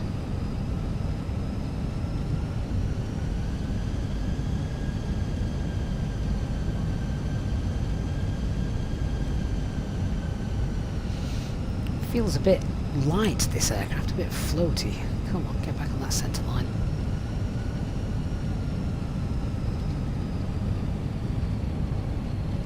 That descent rate dropped a bit then, didn't it?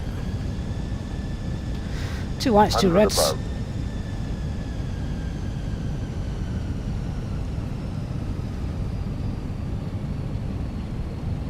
Three whites. Minimum. Picture still okay. Continue.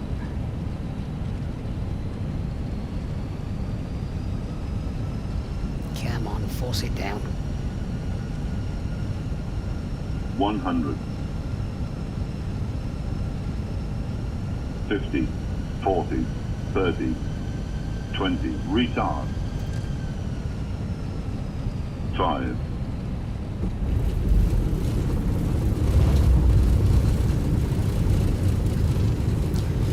So we'll spoilers and reverse green. Thank you. Decel.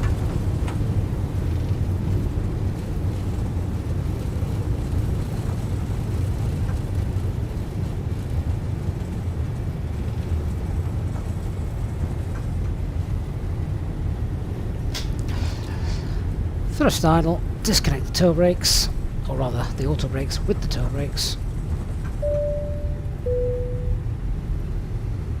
Ladies and gentlemen, the cabin crew will shortly be leaving their seats to perform Welcome to safety-related Marrakesh. duty. However, we ask that you remain seated until the fasten seatbelt sign has been switched off.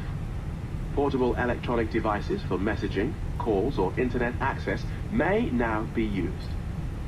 Please make sure that you take all your personal belongings with you, checking in the seat pocket, underneath the seat, and in the overhead lockers.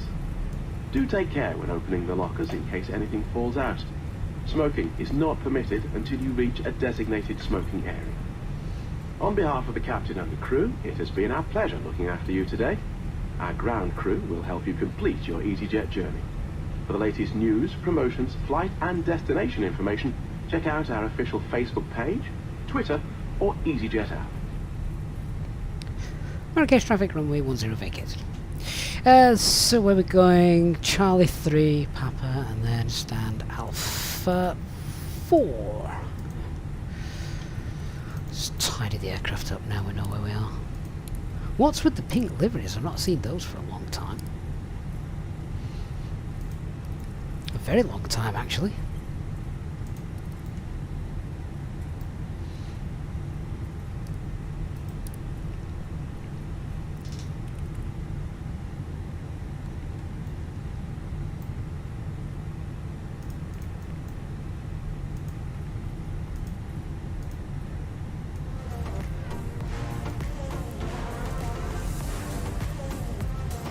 Shame GSX doesn't seem to work here, but never mind, I'm not quite sure why.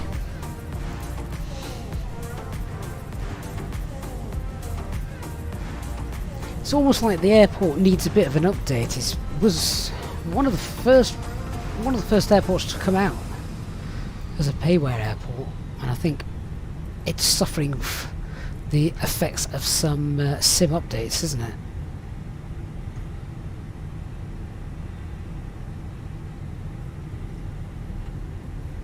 That was a problem many of us had with, was it AIG traffic when they updated things? The liveries all went a bit pink following some SIM updates. 0 suitable parking positions available, but the ramp is available. Oh well. Never mind. Squawk mode Julian, thank you for the follow, and Hoochman as well, thank you for the follow as well.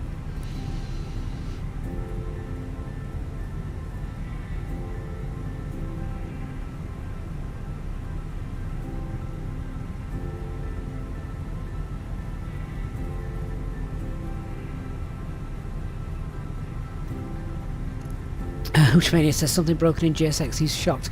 I think it's more the airport than GSX, to be honest with you.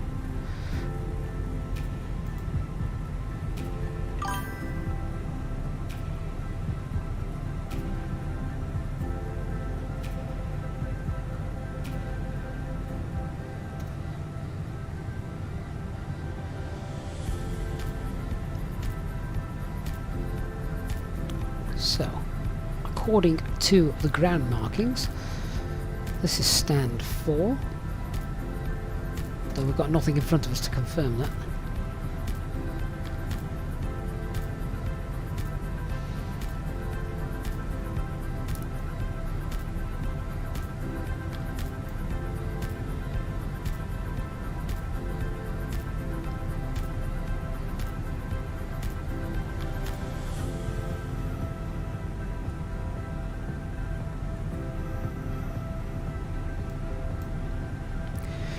That looks like it will do.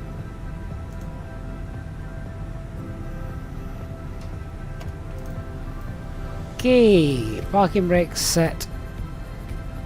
Got another 30 seconds or something. In fact, no we don't. It was a while before I actually started that timer for the 3-minute shutdown. So yeah, we can shut those down. Engine 1 shut down. And engine 2. APU bleed on.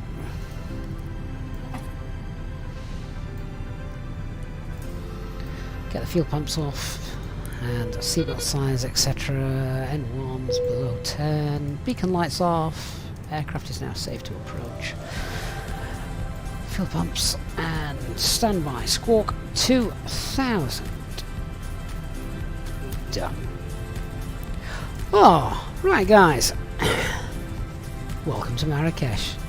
Thank you so much for being here this afternoon and sharing in this stream in which we've celebrated passing 30,000 subscribers. That really has been an amazing achievement by all you guys to help us get that far. Incredible stuff. Thank you so much to all of you over the last, well, over 2 years now since the channel's been going. So to hit this milestone is, well, far beyond anything that I ever anticipated doing. So big shout out to all of you again for that. For those of you as well who have donated and contributed in today's live stream, a big thank you for your support. And of course, EasyJet Sim Pilot channel members for your continued support of the channel. Each and every one of you is absolutely amazing. And those of you who've donated channel memberships as well, huge shout out and thanks to all of you for doing that.